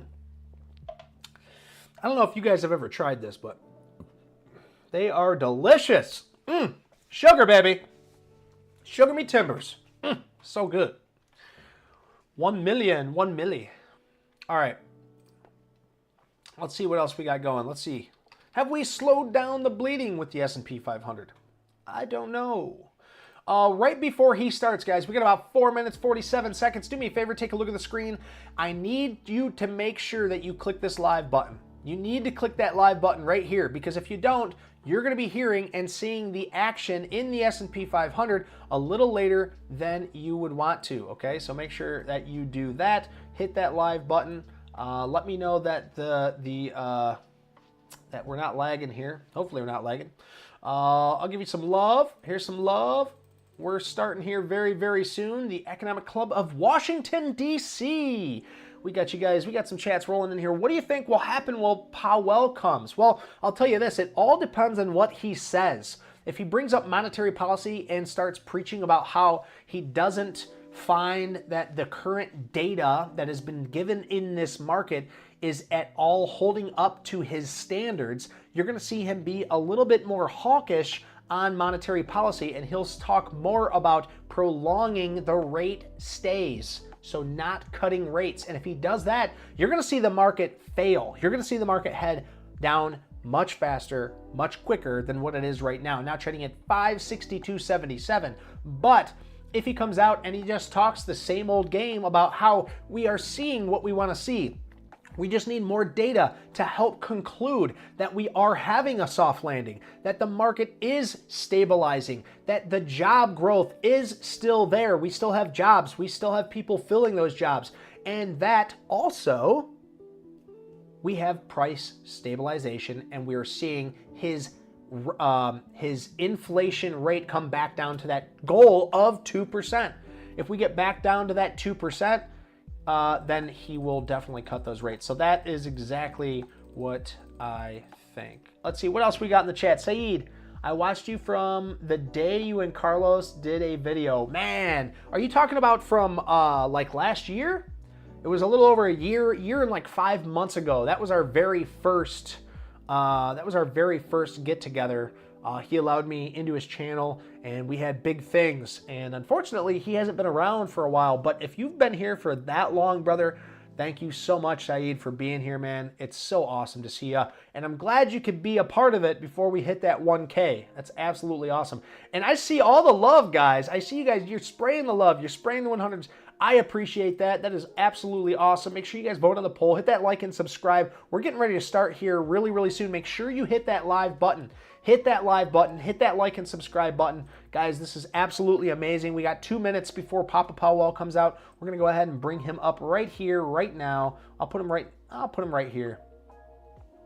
right here. There we go. Where is that handsome son of a gun? We got 1 minute and 50 seconds, guys, and he should be out, ready to rock. Be Stewie. Let's see. Saeed, really? You've been here that long? Bro, you're a day one. You're a day one. You and B Stewie are day ones, brother. I'm so pumped. I'm so happy that you're here with me, man. Saeed, if you haven't, join our Discord too, man. We talk quite a bit on there. So if you don't see me on the chat and you still want to continue your talk, Saeed, join the Discord. Click that link tree right here. I'll just show you. You go ahead, you click this link tree right here. Bada bing. You probably are already a part of it. You're just sitting in the background. But click that link tree and click this Discord button. Start yourself an account if you haven't. And guys, yeah, we're getting ready to start here. I'm pumped. I am pumped. Here we go. Papa Powell, come on out. Come on out, let's hang out, baby. Lo-fi, yeah, baby. Lo-fi team, baby. Yes. Yeah, if you were here for Lo-fi Trader, then, you know, you're day ones, baby. All right, here we go. You better believe Papa Powell, he's going to come out. Ladies and gentlemen, economic policy. We're cutting rates tomorrow. You better believe it, baby. Oh, I'm getting too pumped. Getting too pumped for old Papa Powell to come out. But you gotta love it. That's what we're here to do, baby. We're bringing it. We're bringing the heat. Let's do this, baby. I am pumped. Yeah, let's go. Let's go, baby. Lo-fi team, baby. Join the Discord. Good. You did? Hell yeah. Let's go, baby. S&P 500 now trading at 562.64. We're going to see where this wants to go. The QQQs right before he comes out is at, oh, there we go. There's our alarm. Papa Powell should be coming out here. Come on, Papa. Don't be shy, Papa. We're here for you, Papa. IWM, let's take a look and see where we're at with the IWM and make sure you guys vote on the poll. We got about, let's see, 17 votes and 19 of you in here. Don't be shy. Vote on the poll. Don't be shy. Nice intro. Kevo, I thought you might like that, brother. Hell yeah. Let's do this, guys. IWM is pulling back now. 216.89, still much higher than it's open this morning and still trading on much higher volume. Of course, we're going to keep a very close eye on DJT today as we want to see what happens. Maybe it continues to rip tater chip to the north side, holding some of its gains. Welcome to the squad, baby. The squad. Let's go ahead and look. I'm going to run through my trades here. AMSC looking good. ASTS still looking good up here. CORZ just still bouncing around that $11 area. There we go. I see you. Welcome to the squad, baby. All right, you're part of it now. You're part of the Discord. I'm glad you're here, man. Glad you are here. All right. So of course it's just bouncing around that $11 area. I don't like the way it's acting here, guys. I don't. It makes me want to bring up my stop loss here and set it just below that 1095, making a really tight stop. Because I just don't like I don't like the way it's trading now. You know, it just can't get above this area. Now it's just range bound. And when I get into something, I'm expecting it to have continuation. So I'm not seeing continuation. So I'm going to bring my stop right up underneath this VWAP area for CORZ. I feel like it's the right move. It might be the wrong move. I might take a very small loss on this because of where I put that. And then it might rip up higher. But the way I see it, guys, is I'm in this trade because of the trend breakout and because of the volume. It also reached new all-time highs, and I took it. But then it didn't go any higher. It just got sold off over and over and over again into it. So I'm bringing my stop up in CORZ. I'd rather take a very, very small loss. We're talking pennies on the dollar kind of loss rather than hold on to something that's not actionable. When I get into something, I'm a momentum swing trader. If I'm not seeing momentum and this thing is stagnant trading sideways, well then I'm not going to sit in this. Okay, CORZ, goodbye if it comes down and breaks below that. Okay. Make sure everything else. Let's see what else we got going on here. Put down the monster drink, David. The monster's gone. Oh, actually, there's a sip left. I know. I'm getting excited, man. He's coming out here anytime now. He should be out here. He's not usually late. You know, I might have to dock him for this. I'm going to have to dock him for this, unfortunately, but he'll be starting here very, very soon. It says today's interview will approximately begin at 12:30. Now, on the board, the Federal Reserve Board, I can even show you so you guys don't think I'm a liar. If we bring up right here, this is the federalreserve.gov. If we go down today's date, which is 7/15, you will find right here it says that it starts at... Oh, now it's saying 12:30. I'm telling you guys, I promise it said 12:15. It did, I promise, I promise. All right, well, we got a few more minutes, guys, until the opening, until it opens up. I'm not going to reset the thing, but it will be starting very, very soon. 12:30 it's showing here on the screen. So we got less than 11 minutes. I promise you, it said 12:15 yesterday. I swear they changed it. I could be wrong, though. I've been wrong before, but it's okay. We'll be ready to go. Maybe we do another intro. ASTS is just kind of trading sideways as well, but we played the trend breakout, so we've given this plenty of time to work as AMSC is still working out into my favor. Let's take a look at the overall market on this beautiful, beautiful TradingView platform. Guys, if you don't know this TradingView platform, you can click the link down in the description if you want to get the same trading platform for absolutely free. You can upgrade to the Essential plan if you want to, but you don't have to. And it gives me a little kickback. So if you want to support the channel, go ahead and get this for absolutely free and then get the Essential plan. It's only like $15 a month. I absolutely love this trading platform. This is where we do all of our screeners.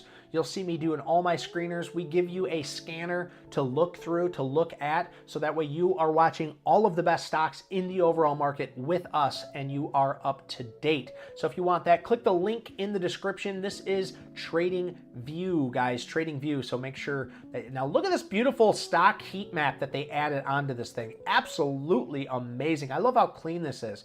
This looks so much cleaner than our Trader View. So take a look at this. Look at this. I mean, it's good. It works, but it's not bubbly and fun. It's not clean and bubbly, guys. That's why I like this Trader View. Looking way nicer here. Lots of these big bubbly pop-outs. So let's take a look at these sectors. It looks like finance is doing really, really good. As we called out, we had a few earnings come out, and Goldman Sachs was one of them. As their earnings came out a little better than expected on the earnings per share, you can see Goldman Sachs is creating this nice high tight flag here. We can even draw this out for you on the 5-minute. Look at this, guys, right here. And you can see with Goldman Sachs doing better than expected, the overall financial system itself is doing better than expected right here. Look at the financial service. Berkshire Hathaway, JP Morgan, Wells Fargo, American Express, Bank of America, Goldman Sachs, we just went over that. It looks like PGR. I'm not sure what PGR is. Citigroup. All the financial district is doing very, very well today. Look at the consumer durables is also up as Tesla. We haven't looked at Tesla. Guys, let's go through some of these. Let's go through the Fang Mang stock. So let's take a look at Tesla. So Tesla is still proving to be very actionable. I'll show you what I want to see on Tesla. Now you can see back here, we drew it out for you. This was a beautiful trade right here. We did not take it. This was also another one.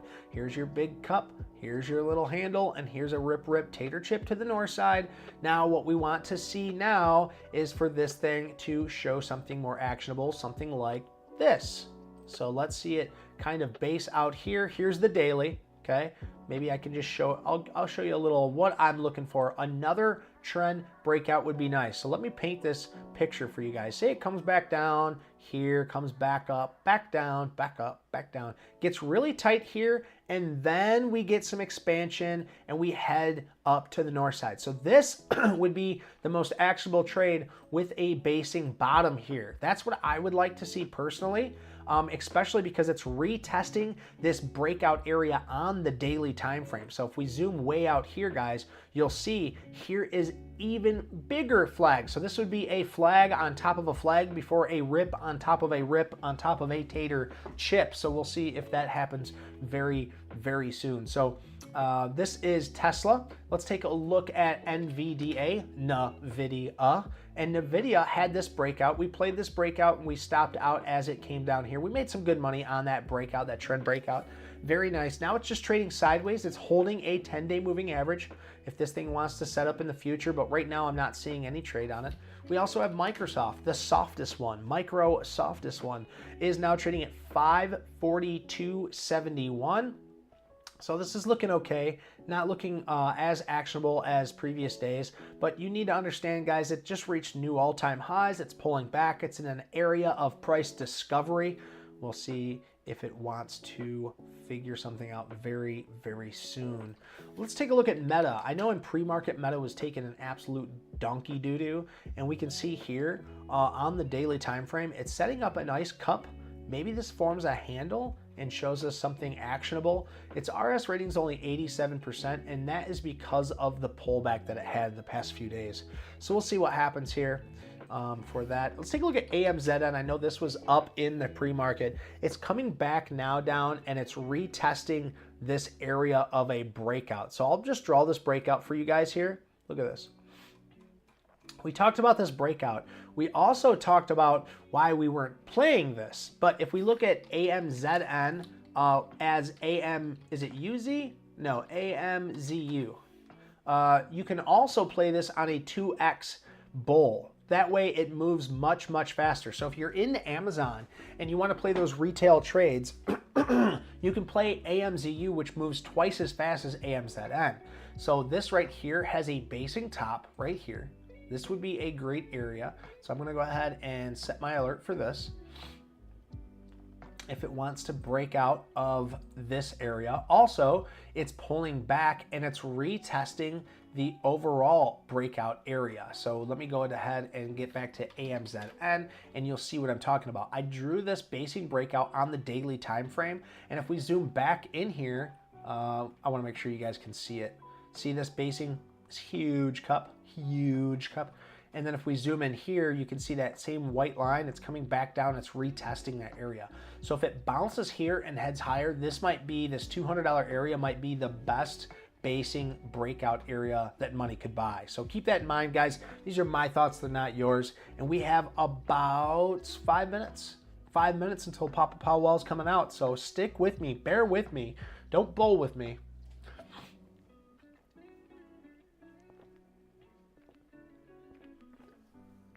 All right.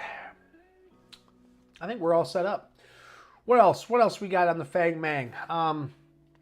We did NVIDIA, Meta, Amazon. Oh, Google. We got to take a look at Google. So Google here. Google's still holding out on that 21-day moving average, still looking very, very fruitful. Its RS rating is 88, so a little bit of a pullback there, but still looking very, very good. And what else do we have for Fang Mang? I feel like I'm missing out on one. Well, let's take a look at Bitcoin too, guys. We'll look at Silo in just a second. Let's take a look at Bitcoin. So Bitcoin, nice little pop there. We know that Trump is a supporter of Bitcoin. This might be a good reason why we got a big pop on that, because people have a higher expectancy now that he's going to win for whatever reason. You know, he survived an assassination. It makes him look strong. We want a strong president. I don't know. I don't really care. I'm not political at all, but because he's a supporter and because his ratings may have went higher, I think because he's a strong supporter of Bitcoin, that's why this went higher. That's the only reason why. So we'll see if this wants to continue. My gameplay is when it breaks 71,800. When it breaks this area on volume, that is where I would want to pay attention to Bitcoin. So until then, it's all just noise. We could be trading sideways for a year. You know, I don't know, but we could be. All right, so let's just look and see what other stocks. Tesla, we already looked at Tesla. Oh, Netflix, guys, Netflix. So Netflix had their earnings today.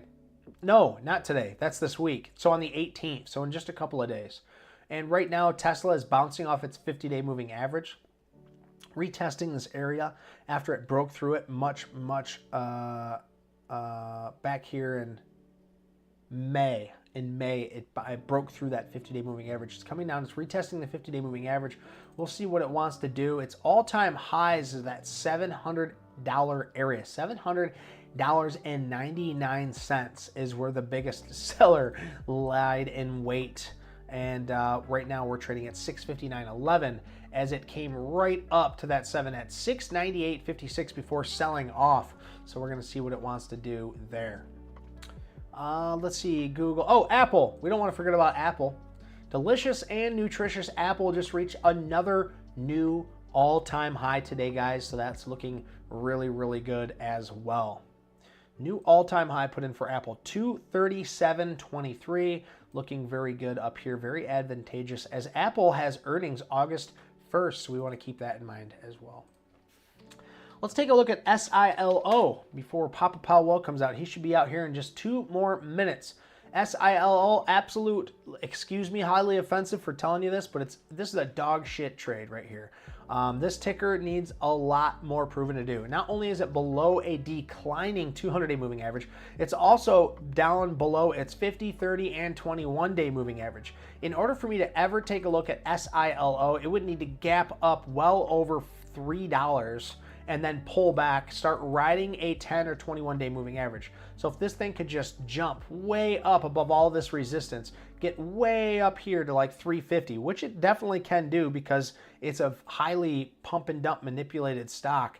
This thing can get much higher, pull back, and then trade. Highly offensive. I hope I'm not being highly offensive, but if you want to know how we trade and what are the best tickers to follow, I highly suggest you check out my trading school in my my YouTube and go through that whole series. We go on risk management, base breakout, trend breakout, episodic pivots. There's so much.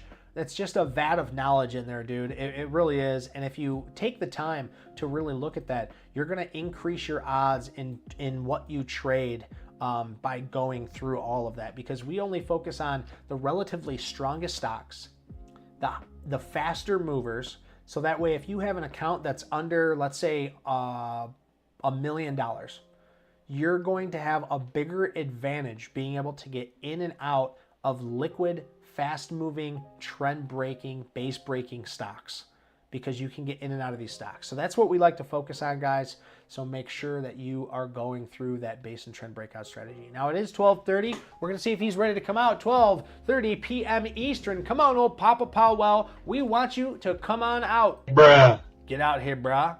We're sick of waiting. We say, wake up, Mr. Powell. Come on out and play.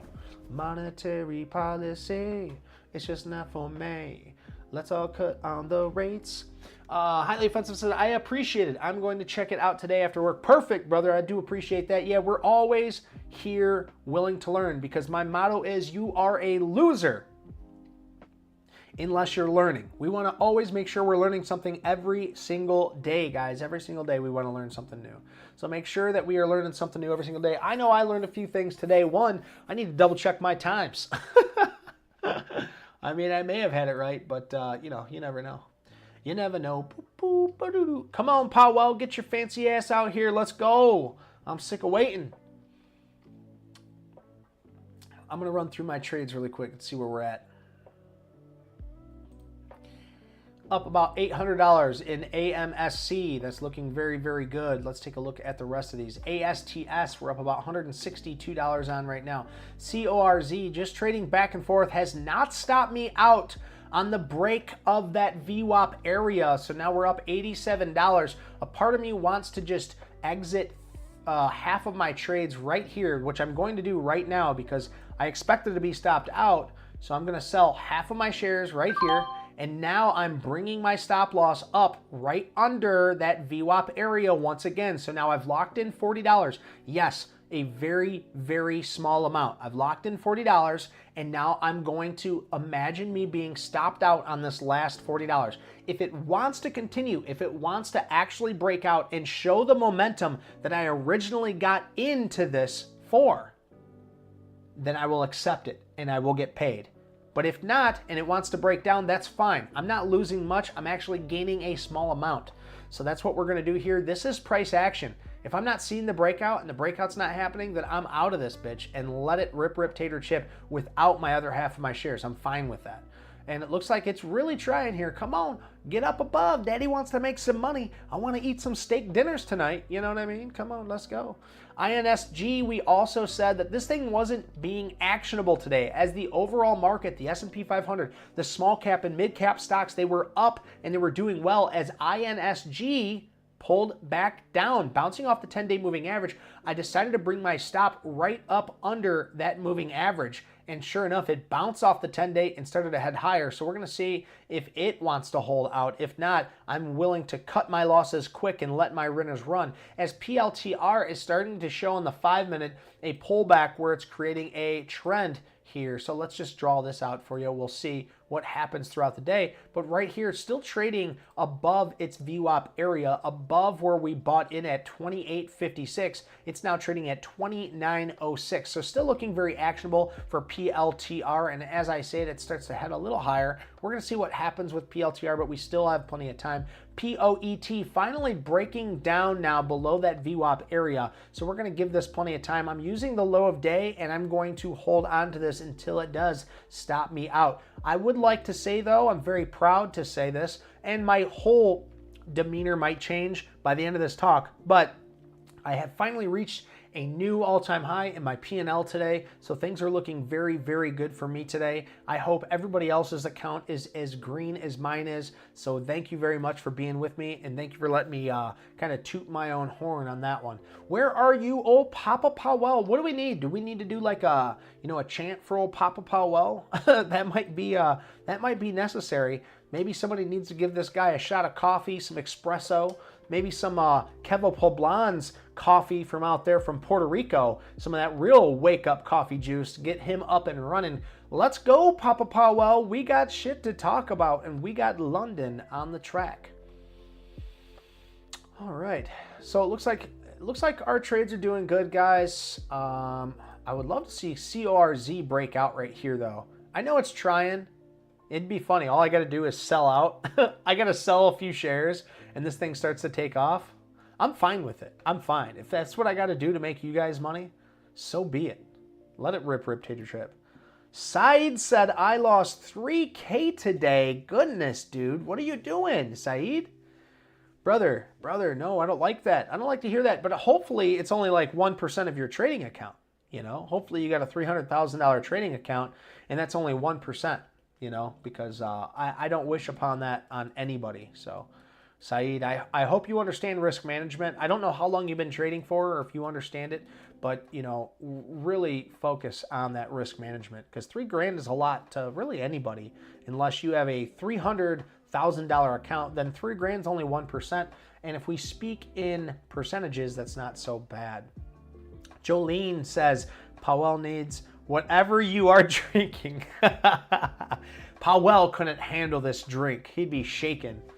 What else we got? Papa Powell is waiting for his drum roll. That's what I do need to get. I need to get a drum roll on here, man. Do we have a drum roll? No, I don't have a drum roll. We need to get a drum roll. I'll find a drum roll right now just for you. Just for you. Drum roll. How about this one?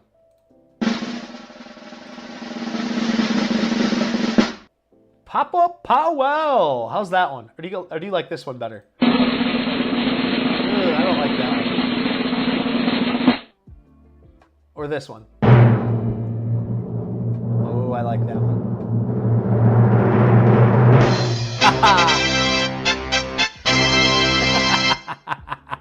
Which one? The first one, the second one, or the third one, guys? The first one, the second one, or the third one for drum rolls for old Papa Powell? Let me know. Let me know in the chat. We got the first one. This is the first drum roll effect. This is the second one.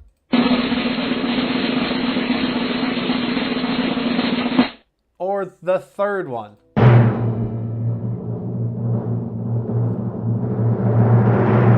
Which one should we use? Which one do you guys like for Predator's drum roll effect? Because we'll use this on later shows if you want. So you got 3 choices. Choice 1, 2, or 3. Let me know. You like the first one, Predator? All right. All right. We got 1 for Predator. We got 3. We got Dan Bob for 3. We got 1 Millie for 3. You can't just spam 3, Millie. You only get counted as 1. Kevo Pablan says 3. Nalani says 3. Highly Offensive said 3. Predator, you're out, dude. I'll save that one for you anyway, Predator. But yeah, we'll use 3 for when old Papa Powell comes out here. That is hilarious, guys. Yeah, if you guys want any specific, anything like that, any kind of effect, or anything that you think I could use for the chat, you think that would be funny, let me know. Let me know, because I think it enhances the overall experience for the trade. Because we got to keep this entertaining, guys. Sometimes trading can be boring, and sometimes it should be boring. Because when you're making money and you're not trading, that's good. When you're making money and you don't have to trade, that's the best way to do it. So then we come here, we hang out, and we do it big. We got a couple of trades getting called out here. We can take a look at sound. Oh, here we go. Papa Powell, ladies and gentlemen. Over the weekend, there was tragic events in Pennsylvania. Some people wondered whether that would affect the markets today. Can you give us any insight as to whether you think it's had any impact on the markets? David, I think I'll leave the markets out of it for a second, if I can, and just say that it was really a very sad day for our country. Political violence has no place in our society, and I condemn it in the strongest terms. I know we all do. A man died at a political rally. 2 other people were critically injured. It's just a sad day. And I'll say that I'm grateful that the injuries to the former president were not more serious. I'd rather not comment on the markets. It's too... Okay. So let's get another answer that you don't want to give. No foreplay, huh? So there are a few billion people in the world who are waiting to see what interest rates are going to be doing. Do you have any insights on where interest rates might be going? This is great. I'm going to take that as a great opportunity to talk a little bit about the economy and then talk about where that leaves us with policy. So I would just start by saying that the U.S. economy has performed really remarkably well over the last couple of years. 2023, last year, was a year in which the economy grew well above 3%. The labor market remained very strong, unemployment remained very low, and inflation came down at quite a sharp pace, particularly in the second half of the year, by a very large amount. And that forecast was almost unheard of. It was unheard of before 2023. So big upside surprise that year. This year, we had expected the economy to slow a bit gradually, the labor market to continue to gradually cool off after being overheated a couple of years ago, and inflation to continue to make progress. And something like that is basically what has happened. The economy is growing now at about 1.5% in the first half of the year. Most forecasters have about a 2% growth rate for the full year. The labor market, again, has moved into better and better balance to the point where I think you can now say it's essentially no tighter than it was in 2019 before the pandemic. Remember that the labor market of 2019 was a very strong labor market. So we're back to that place, no longer overheated. On inflation, in the first quarter, we didn't make any more progress. The second quarter, actually, we did make some more progress. We've had now 3 better readings, and if you average them, that's a pretty good pace. So turning to policy, your question, what we've said is that we didn't think it would be appropriate to begin to loosen policy until we had greater confidence that inflation was moving sustainably down to 2%. We've been waiting on that, and I would say we didn't gain any additional confidence in the first quarter, but the 3 readings in the second quarter, including the one from last week, do add somewhat to confidence. We've also said that we're a dual mandate bank.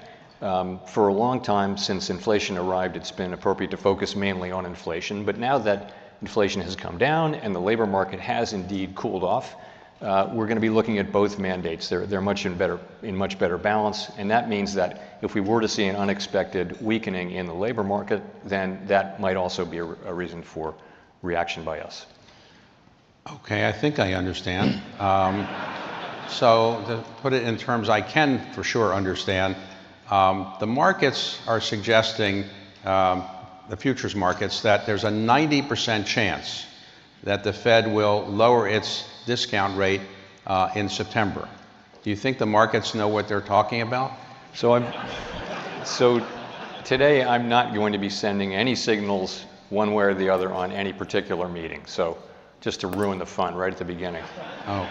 I simply, we're going to make these decisions meeting by meeting, and we're going to make them on the basis of the data as they come in, the evolving data, the evolving outlook, and also the balance of risks now that the 2 mandates are basically close to being in balance.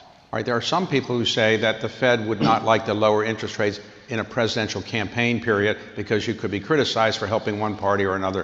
Do you have any comment on whether that's an accurate view? I do. So our undertaking at all times is that we'll make our decisions based on the incoming data, the evolving outlook, balance of risks, and only on that. We don't take political considerations into account. We don't put up a political filter on our decisions. That would not, it's hard enough to make these decisions based on the appropriate factors. If you're going to add a whole different filter in an area where we're not experts, that's not going to improve the quality of our decisions, and it's also not the orders we have from Congress. Our orders from Congress are to use our tools to foster maximum employment and price stability, and to do so without political considerations. That's what we're always going to do. If you look at the modern record, that is what we do, and we don't think about election cycles or anything that's political. Okay. So the Fed has set a target for inflation of 2%. Now, can you clarify, does that mean that the inflation rate has to be at 2% before you're ready to move, if you are ready to move, or does it have to be within sight? And what does it mean to be within sight? So when we change interest rates, that tightens financial conditions, and that in turn affects economic outcomes, growth, labor markets, and ultimately inflation, but with lags that can be long and variable, as Milton Friedman famously said.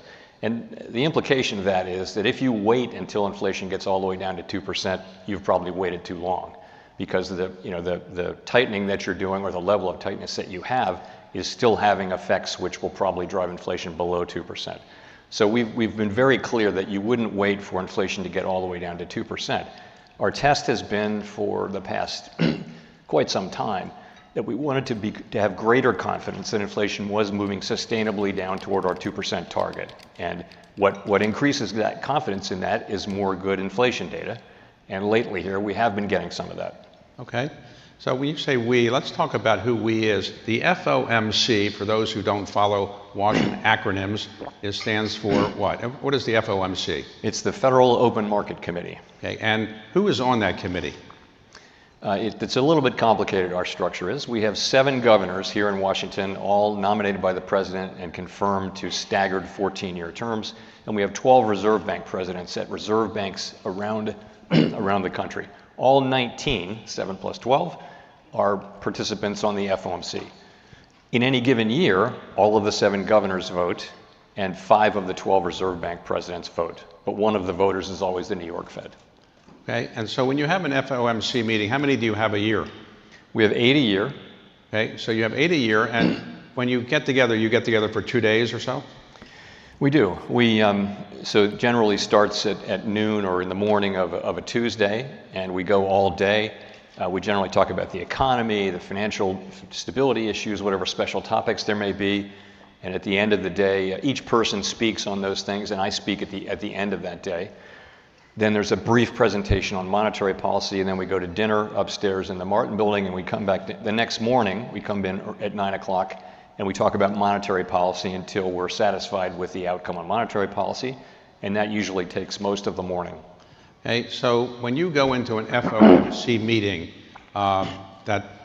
the first day, do you pretty much know where you want to come out at the end of the second day, or you want to listen to everybody and you haven't made up your mind yet? You know, the way it works is that, you know, I talk to the other 18 participants regularly, and I talk to all of them at least once in the 10 days before the meeting. And I'm thinking about this 3 or 4 weeks before the meeting. You know, what should we want to achieve? What data do we need to see? How do we want to change our communications? All those things. And so I talk to people, listen to them, and I try to put together an answer that has broad support on the committee. And so when we go into the committee on Tuesday morning, you know, I'm confident usually that I know where this is going to go. But, you know, things happen. We get data during the meeting sometimes. Events happen. But largely you go in kind of knowing what the likely outcome is. Right. And that's the design of it. So normally, you know, if somebody calls somebody, you call all the other board members, FOMC members from time to time. When you call them, do you have a trouble getting your call returned, or you get a call right back, or do they take your call right away? These calls are scheduled generally, and they go all day long. I have, like, the Friday before the meeting, I think I have 11 half-hour calls, and it's pretty, you know, we talk about the economy. We talk about very specific aspects of the economy, about our mandate, and then we talk about policy. So there's a lot to talk about. I take pretty careful notes, and people think, but by this point, they've read all of the preparatory materials probably twice. They've talked about it with their staffs, and so, you know, you get a really good sense of what people's thinking is. It's a very good process. But you don't feel you have to have unanimity when you make a decision, right? No, I always try to listen carefully to everybody. And I find that if you do listen and understand people's points and try very hard to incorporate them into what we're doing, for most people, most of the time, that's going to be enough. People do dissent. That's completely fine. We actually have, given that we have 12 reserve banks with their own economic staff and people with different backgrounds on the board and among the reserve banks, we have a disparity of views at every meeting on every question. But people do. I mean, I think there's a you want to dissent on important things, and so people are perfectly able to dissent, and when they think that's appropriate, they do.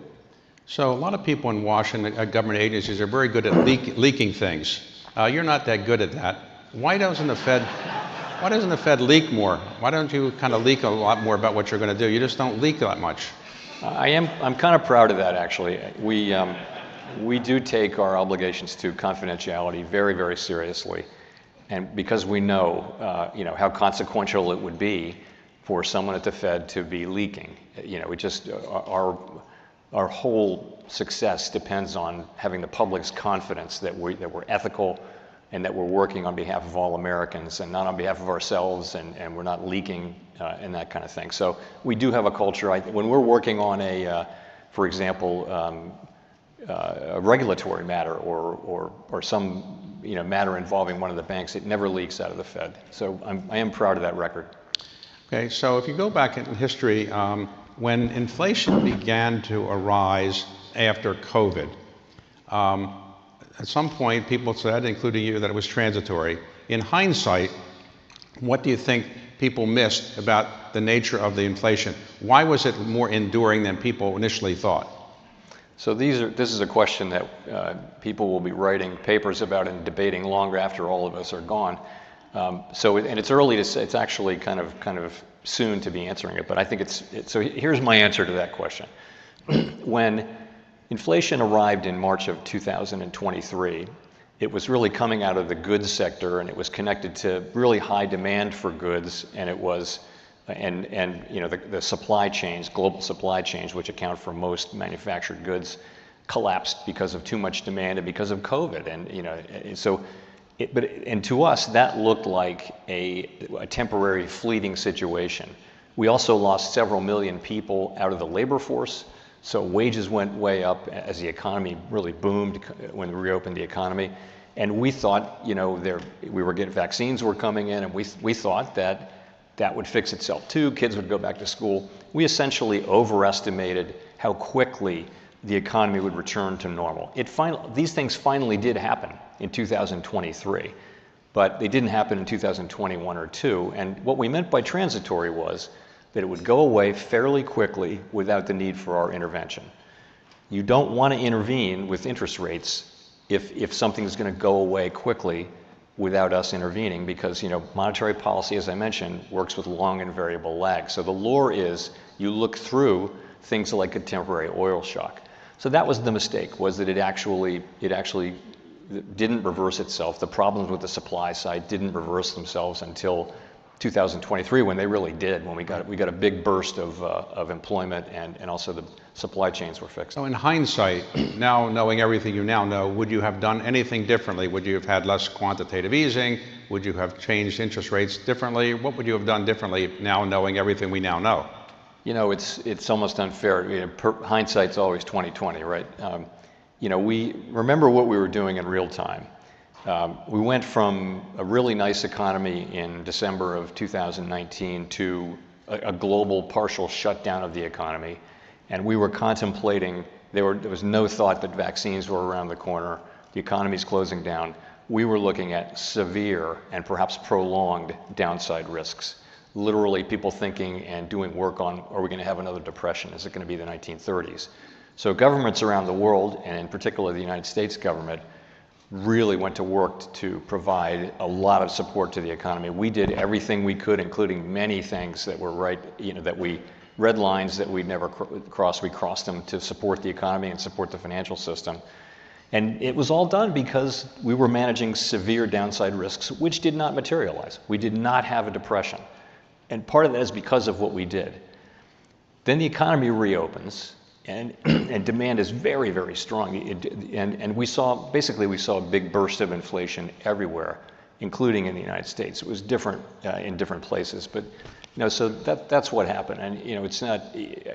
That's how I would answer that. Okay, but so what you did, you're happy with what you did in hindsight, you would say? In foresight, I think that the work that we did in 2020 in response to the pandemic will stand up very well in history. I think people will look at the things that we did, and essentially the financial system was grinding to a halt all around the world. We acted. We were the first central bank, and we were the most supportive. And I think that work will hold together when historians are looking back on it in a long time. I think when you get to the inflation era, that becomes a different question, and people are going to be arguing about that for a long time. As a result of the action you took, and the economy was thought to slow down a fair bit, and many people use the phrase hard landing to describe, hard landing is a euphemism for a recession, I guess. People thought in 2023 we might have a hard landing. People thought in 2024 we might have a hard landing. And none of these people were economists, professionally trained economists, but they seem to be wrong. So do you rely on these economists very much in the future when you're projecting whether you should listen to their views on where the economy is going, or how do you react to the fact that we haven't had a hard landing and disappointed all those economists? So I'll just say that as someone famously said, predictions are very difficult, especially about the future. Right? And also, I know a lot of economic forecasters, and forecasters are a humble lot with much to be humble about. It is extremely difficult. Every good forecaster will tell you that it's very, very hard to know what the economy is going to do. To give you a good example. In our Teal book, every FOMC cycle, there's a book that goes out, and there's a baseline forecast in that. And our forecasters are really the top people in the field. And they give you that baseline. They also give you a section in that book which shows 7 or 8 alternative scenarios, which they also regard as plausible. So it's always a probability thing like that. It's not we've identified this one thing. So last year was a big surprise, and it was a big upside surprise. So of course we welcome those. We'd be happy to have more of those. But it just was one of those things where where things turned out much better for a whole variety of reasons. I will say that on the hard landing question, I have always felt like that there was a pathway to getting inflation back down to our 2% goal on a sustainable basis without the kind of pain in the labor market, the kind of high unemployment that has been typical of tightening cycles and getting inflation down. And the reason why my colleagues and I thought that was that the labor market was so overheated that it could cool down quite a bit without having to, there still is apparently no slack in the labor market. The labor market does not have slack. Essentially, you're at equilibrium now. But look where inflation is. Inflation's at 2.5%. So this was in defiance of a lot of conventional wisdom, but we thought that was right. And that says that you have to be, one thing you learn is humility in forecasting, so I wouldn't rule it out, but I would say that the kind of hard landing scenario is certainly not the most likely or a likely scenario. So you have said you have a target of 2% inflation, you want to get it in sight of 2%. Do you have a similar target for unemployment? If unemployment went to 4%, are you saying, well, that's okay because we don't need to do anything because 4% is tolerable, or do you have such a similar kind of target as you do with inflation? So you can't reduce unemployment to a single number because for a couple reasons. First of all, the natural rate of unemployment probably moves through the cycle and over time. Maximum employment is a function of many, many different variables. It doesn't reduce itself to a specific number that would be durable over time. So inflation has 2% inflation some years ago became the global standard that everyone aims for in one way or another. Some people have suggested that the Fed's independence is not as good as people talk about it being, and that maybe we better have more White House coordination with the Fed. I'm sure you've heard about this. I think that... Any comments on that? I'd be happy to comment on what independence, on the point of central bank independence. So I think a long time ago, people have learned that a central bank that's independent of political consideration does a better job getting inflation under control. And that is accepted wisdom in all advanced economies around the world. It's also a principle that has very, very strong and broad support where it really matters, which is in Congress. You talk to senior leaders in both chambers, in both political parties, and they all understand that you want an independent central bank that doesn't run monetary policy to support or oppose any particular politician or political party. Independence is one thing, but you still have some information sharing. So how do you coordinate or share information with the administration? Do you regularly meet with the Secretary of Treasury or White House staff people, or how do you communicate with them? So there's a very standard set of relationships which doesn't change at all, administration to administration, and you could start anywhere, but Council of Economic Advisors is in the White House. We have lunch with them every month or so, although they get canceled sometimes because we're all busy. That's one thing. I have breakfast with the Secretary of the Treasury every week, unless she's traveling or I'm traveling. I have, since there was a National Economic Council, there's been a regular / sometimes irregular breakfast with the head of the NEC, and I do that too. You ever get a call from the President of the United States saying interest rates are too high or something like that? So, ever?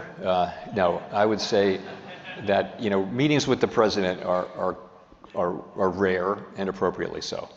Okay. So you were originally appointed to the board of the Fed by President Obama, yes. And you were appointed chair by President Trump and reappointed by President Biden. And your term as chair goes through, I think, May of 2026. That's right. So, any thought about staying all the way through May 2026? You're going to do that? Yes.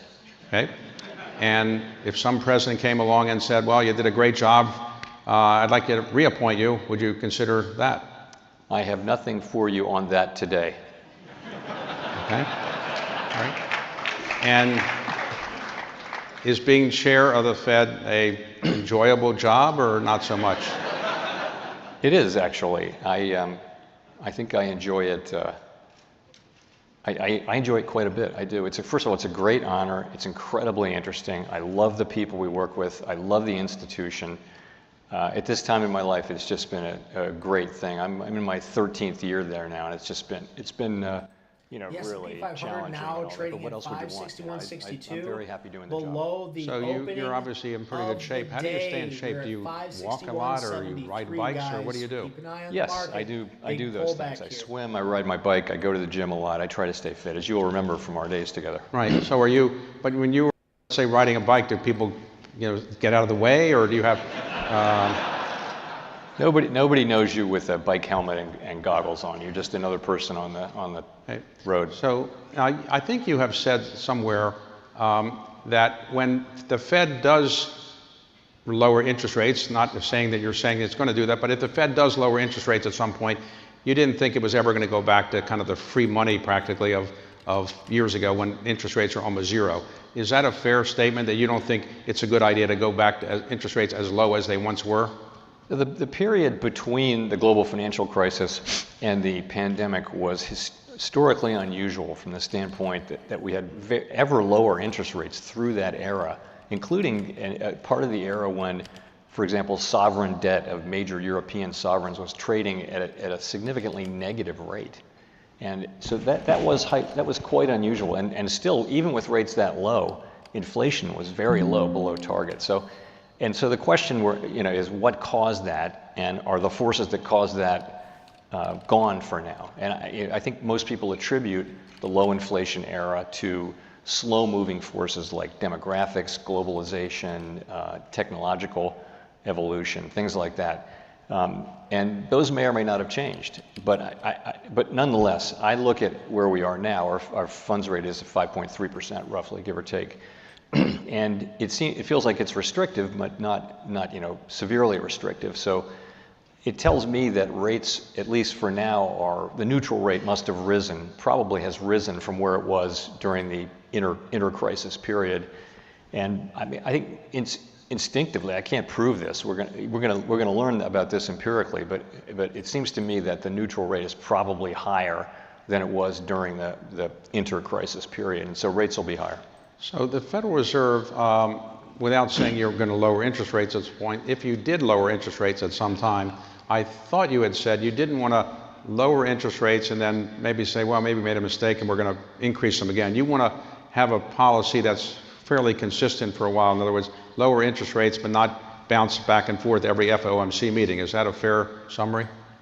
That wouldn't be a great outcome, but we don't want to be too risk averse. I think we want to, we know that the economy is unpredictable, and the test we've set is we want to have greater confidence that inflation is moving sustainably down to 2%, or alternatively, if we see unexpected weakening in the labor market, or some combination of those two.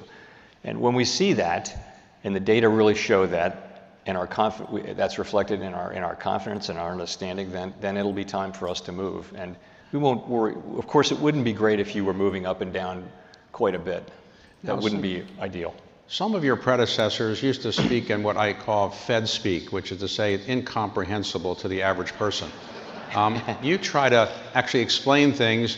Is that because you're not an economist, or you just like to explain things better because you actually sort of explain what you're likely to do at the Fed and then you actually explain it afterwards?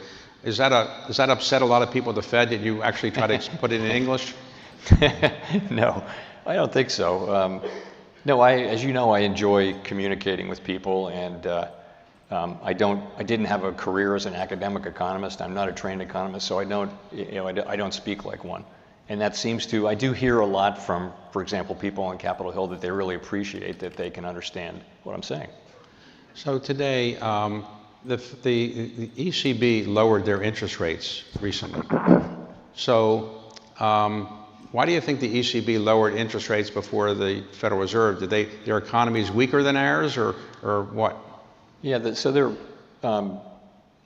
different. There are differences if you look around the world, and the big difference between the United States and many other nations is just that our economy has been so much stronger. Europe went through, the European Union went through significant Eurozone, a significant period of very, very low growth, while we were growing, 3% plus last year. So we're in a different place. And actually, what's more remarkable about the current situation is how much there is in common between what happened. Inflation broke out everywhere. Central banks did kind of very similar things. There's little differences in timing in terms of starting to loosen policy, but really the era, I think, will be known much more for its commonalities than it is for its differences like this. So when the FOMC makes a decision, let's say to increase rates or lower rates, they finish their final meeting, you are authorized then to go out and explain what it is. How long before, after the meeting ends, before you go out and publicly explain it? Is it 20 minutes or so? It's 3 or 4 hours usually. 3 or 4 hours? Yes, because the meeting might end at, I'm out at 2:30 p.m. That's when the press conference starts at 2:30, so I'm usually the meeting's over by 11. And you don't worry that things will leak out in that interim period of time, I assume? No, I don't. Okay. People know better than that, I think. And so in some parts of the society these days, people are making decisions based on something called artificial intelligence, AI. Have you thought about, calling up ChatGPT and saying, here's all the data we have, what do you think about would be a good idea? Have you ever thought about that, or they're not going to likely do that? We haven't done that. I mean, we have done little things, like we've asked ChatGPT to generate questions for the press conference. Oh. And I'm happy to report for any journalists who are here that the questions were not as good as the ones we get from real journalists. So, what about my questions? How do they compare to my questions? Okay. No comment. Right, so they weren't that great. Okay. So today, at the Federal Reserve Board, you are not involved in picking anybody who's on the Federal Reserve Board. The president makes those decisions. Do they ever call you for advice on who you might pick or they might pick? It has happened, but it's, I would say, not the norm now. Okay. The Reserve Bank presidents are different. We play a role with the search committees from the Reserve Banks on that. So every summer there's a meeting of the Federal Reserve people out in Jackson Hole. What do you all do out there? I mean, I always wonder, you wear cowboy boots, you go on ride horses. What do you all do? Why do you need to go to Jackson Hole? Why not go to, someplace closer than to Washington, D.C., Baltimore like? Cowboy boots are worn by some, but not all. I don't wear them myself. But it's what it is. It's an academic conference. So the Kansas City Fed, which puts this on, they'll pick a topic, and then they'll find really top economists to write papers about that topic, or more than one topic. You come to Jackson Hole, they present their paper, people critique it, they praise it, and that kind of thing. And that's the mornings. And in the afternoon, people go take a hike. And let me be clear, this is not a rate hike; it's an actual physical hike. But you usually make a speech out there, I think, yes. every year. That's traditionally, not every. I've done this every year, but not every Fed chair has done it every year. But I give the opening speech, and it doesn't have to have anything to do with the topic of the conference. I just give a speech. And is it carefully worked on by the staff? You make sure you say something that sounds interesting, but you don't make any news?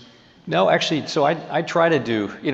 Typically, what I do is I talk about it's really focused on the economic outlook and that kind of thing at any given point in time. At Jackson Hole, I've tried to take a step back or move to a higher level and try to say things that have a little more generality to them and see what can we learn, for example.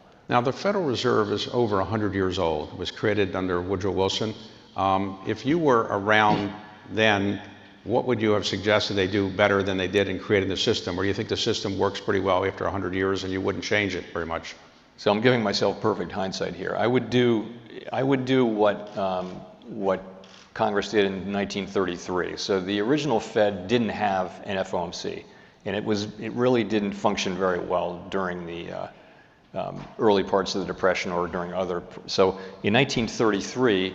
The current structure was put in place, and that's with the FOMC, with the number of governors and the voting arrangements. And I think that arrangement is fine. It works really well. In the 70s, the dual mandate was added, but ultimately, we're not looking for any law change. We think we have the authorities that we need. We think that the law is in just a fine place. Okay. So basically, you think the system works reasonably well. I do. As it is today. And today.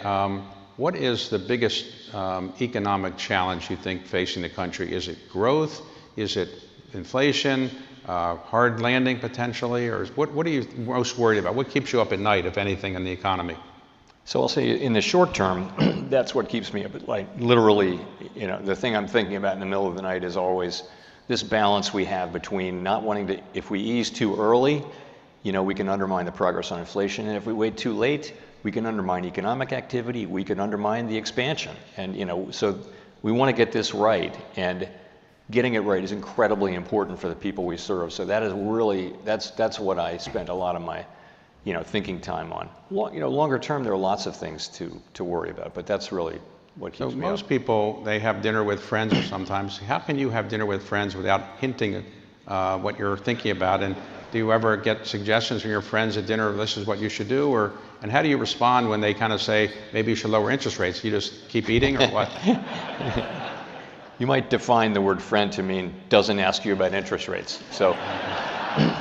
No, people don't do that generally. People I don't know will always say, hey, cut rates. Somebody said that in the elevator this morning. Did that influence you or no? I said, thank you, sir. No, but I mean, people say things, but it's fine. This really is great. Okay, so today, for somebody that would like to be the chairman of the Federal Reserve Board in the future, is it a job you would recommend to your best friend or your best enemy?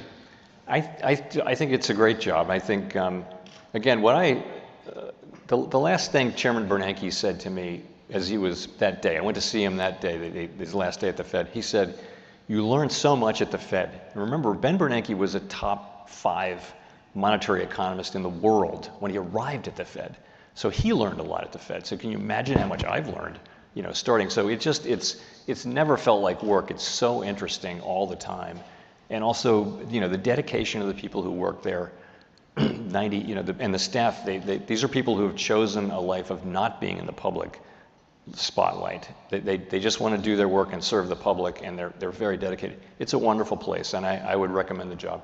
So the Fed is also responsible for, the way the Fed is set up, you're worried about a stable currency, I assume, and stable, well, not currency, you're worried about, stable prices. Inflation. Yeah. And you're worried about unemployment, but you have you don't make any decisions about what the impact is going to be on the currency or the dollar. In other words, the impact of what you decide to do on the dollar is not something you're mandated to worry about. Is that right? That's right. The administration has that portfolio, the management of the dollar, for what that is. It used to be something different than what it is now. But for us, the effects of the things that we do or don't do on the dollar are just another financial variable, like equity prices or things like that. Hey, but if you worry about inflation, as you obviously are, what about the debt the United States has? We have $35 trillion of outstanding in government indebtedness, and we're adding about $1.6 to $2 trillion more or less every year. Aren't you worried about that on the impact of the economy on inflation?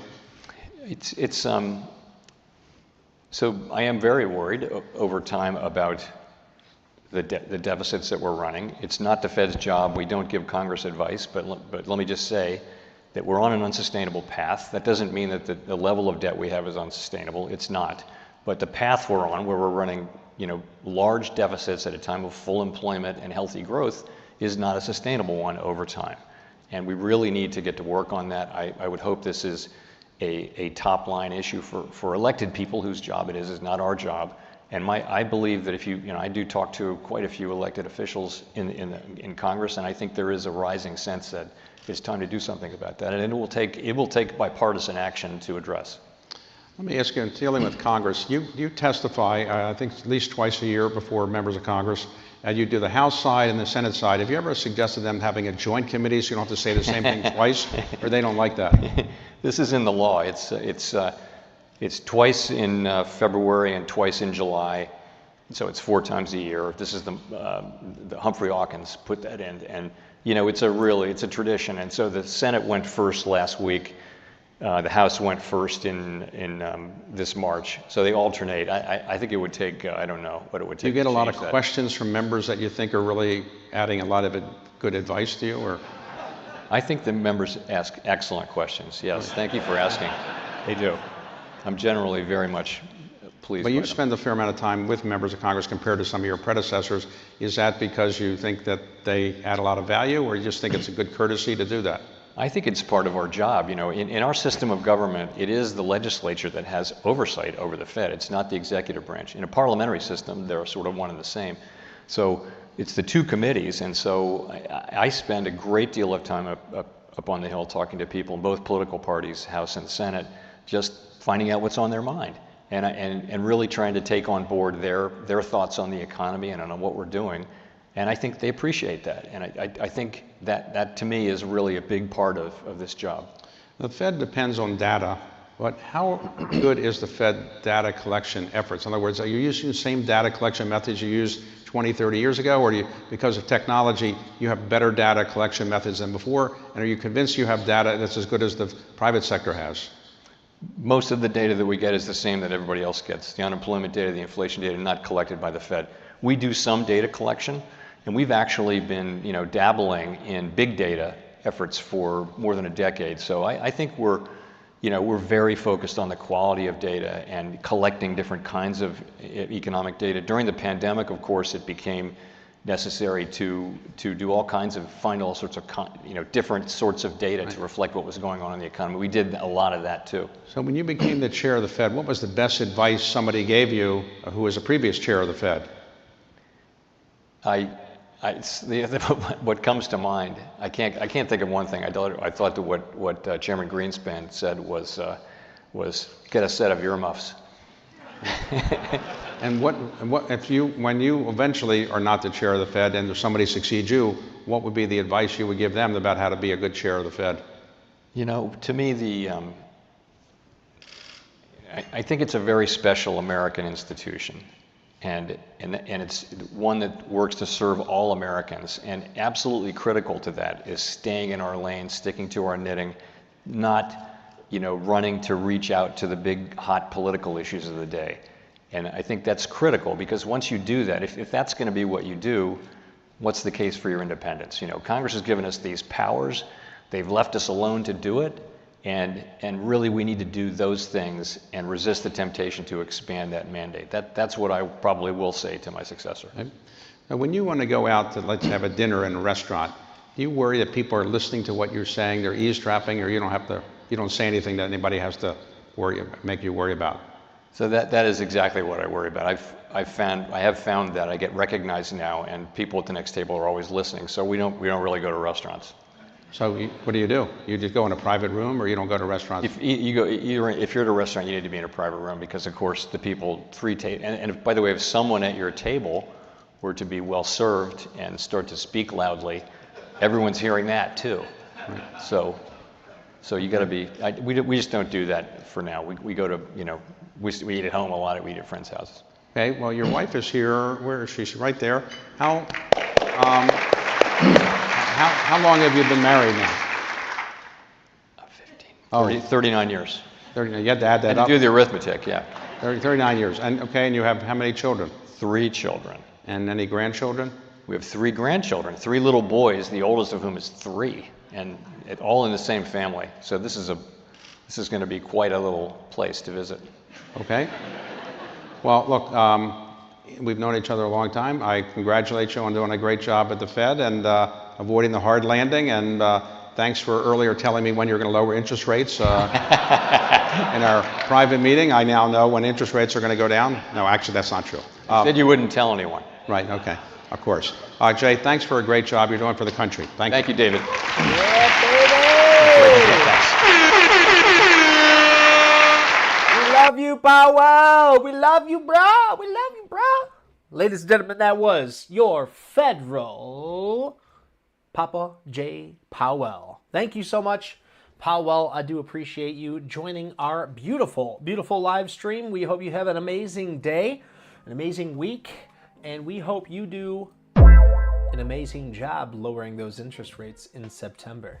We will be listening in next time you go out to eat. So anyway, what I took of it was just a little bit of insight. It was more of a relaxed character, a little bit different than it always has been when we, especially coming down from Capitol Hill, we seen old Papa Powell, his feet being held to that fire. We could tell this was a little bit more chillax, a little bit more relaxed, a little bit more of a setback. So that was nice. It was actually nice to see. There's a little bit more insight about how there is 19 board members. They have 8 meetings throughout the year. They go over all the different things when it comes to monetary policy, and it's usually right before they go out and speak on stage, so that way nothing gets leaked within that 30 minutes of that time frame of after his meeting to him going out and actually talking about what his board members have agreed upon. So it's very, very interesting to see how that all kind of like lines up. I see you guys throwing all of those 100s out there in the chat. I'm sending love right back. Thank you guys so much for joining me today. Before I leave, do we have any questions, or is there anything that we need to go over? Because as of right now, the S&P 500 had a nice pullback. Now, do keep in mind, we're still well above a 10 and 21-day moving average, so the market is still looking great, but we are trading right at the red to green area, meaning we are trading right around 562 right now, guys. So we're really fighting to either stay red or green on the day. With that being said, the overall poll, we're going to end it right now. And 89% of you said yes, that we would be trading above that $562 area. Right now, we are right at that red to green area, and it's only 122. We still have a few hours left before the overall market is going to finish. So thank you so much for voting on that. 5% of you said lower, and it almost looks like we are at a 50-50 chance here of being higher or lower. Now, we will see very, very soon when the market comes to a close at 4 o'clock who was right on this. And then there's 5% of you that say that my favorite animal is a chinchilla, and I can only imagine why, because it's between a chinchilla and a chimpanzee, because we all know my favorite type of pull-up is a chin up. Okay, so let's go ahead and hit that like and that subscribe button. I hope you guys had an amazing day. Highly Offensive says, thank you, glad I found your channel. Highly Offensive, we are pumped that you have joined us too. Go ahead and join that Discord meeting, so that way if we aren't live or I'm not shooting out a YouTube video, you can still be in close contact with me. We only have about 120, 130 people in our Discord as of right now, and we just opened up our Discord to the public about, I don't know, 2.5, 3 months ago. So it's growing very, very fast. 150 people in 3 months. There's a lot of people. So join up, because we're not sure that this is always going to be open to the public. We're probably, if it gets too crazy too fast. So tonight, yeah, we will be on tonight. Covey, the man, the myth, the legend himself, will be on here to share his hopes and dreams of what is going on in the overall market, of course. And remember, guys, we're holding AMSC, which is at close to a new all-time high. We're up about $800 on that. ASTS reached a new all-time high, Jolene, 1358, baby. We're making that money. Up about $200 on that. CORZ never stopped me out. It came very, very close to stopping me out. Remember, we took half of our shares off at this range area because I am not seeing it do what I wanted it to do. So we're going to see if this wants to have continuation or if it's going to stop me out now that I've moved my stop price up right below that VWAP area. We also have INSG. You guys seen me. I brought it up right underneath that 10-day moving average. If it wants to have continuation, I won't argue. Let it go, go, go. PLTR, it looks like we have this area on the 5-minute that if it wants to break out of this area, we might see it continue higher, which I would love to see that. Since my average is all the way down here at 28.56, we're up about $106 on that. Now, Poet broke below my buy-in area. We're trading about $21 less than the break-even area at 343. So Poet, looks like I'm down about a dinner on that, but QS is making up for it. We're up about $334 on that trade. And I am happy to say I have reached a new all-time high in my P&L. So I'm going to go ahead and just toot my own horn for that one. It feels good, guys. It feels good, and I'm glad to be able to do it in front of you because it is live, guys. We are live. We do live trading, live commentary, live Powell. Oh, Papa Powell, come on out here now. Come on. Give yourself a round of applause. Papa Powell, ladies and gentlemen, thank you so much for being here with me. I really appreciate each and every one of you. So make sure you hit that like and subscribe, and we will see you guys tonight in the Discord. And I will, of course, see you guys on the way out like I always do. So rip, rip, tater chip, baby. Let's do this. Jimmy Bright, thank you so much. We'll see you tonight, brother. We'll see you tonight. Yes, sir. Jolene, thank you so much. Yeah, baby. Yeah, baby. Muley.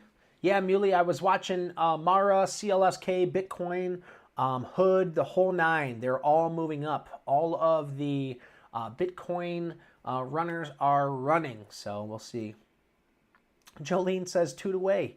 You've helped so many of us. You know, I really appreciate you saying that, Jolene. That's a big reason why I'm doing this. 1 million, thank you so much for being here. Highly offensive. I am pumped that you are with us now as well. Kevo Poblan, all the way from Puerto Rico. Thank you so much for being with us, brother. Bob Dan, the greatest moderator alive. Thank you again for being here. Muley, it's so awesome to have you. Predator, thank you so much. Thanks for being with us, man. You have been a huge part of this. Who else we have? Saeed, thank you so much for being here, brother. Thank you. And I'm glad you're part of the Discord now, man. Nalani, thank you so much for being here. It's been awesome, man. It's been awesome. You guys are great. Let's see, who else do we have in here? I don't want to miss anybody before we leave. Kevo Pablan. Who else? Saeed. There's Saeed and Saad. I'm gonna get you guys mixed up. Saeed Samade, and then we have what's the other one? Saeed Al Solaitai. I can't pronounce shit. Sandra McDonald, thank you so much for being with us. Thank you. And Robert Tanash from Florida. Thank you so much for being here, brother. I appreciate you. Marwa, if you're still with us, thank you so much for joining. I do appreciate you. Anybody else? B. Stewie, of course. Don't want to forget about the old B. Stewie. Thank you guys so much for being here. I hope you guys have an awesome night. And we will see you tonight at the 9 o'clock Discord meeting. Peace, guys.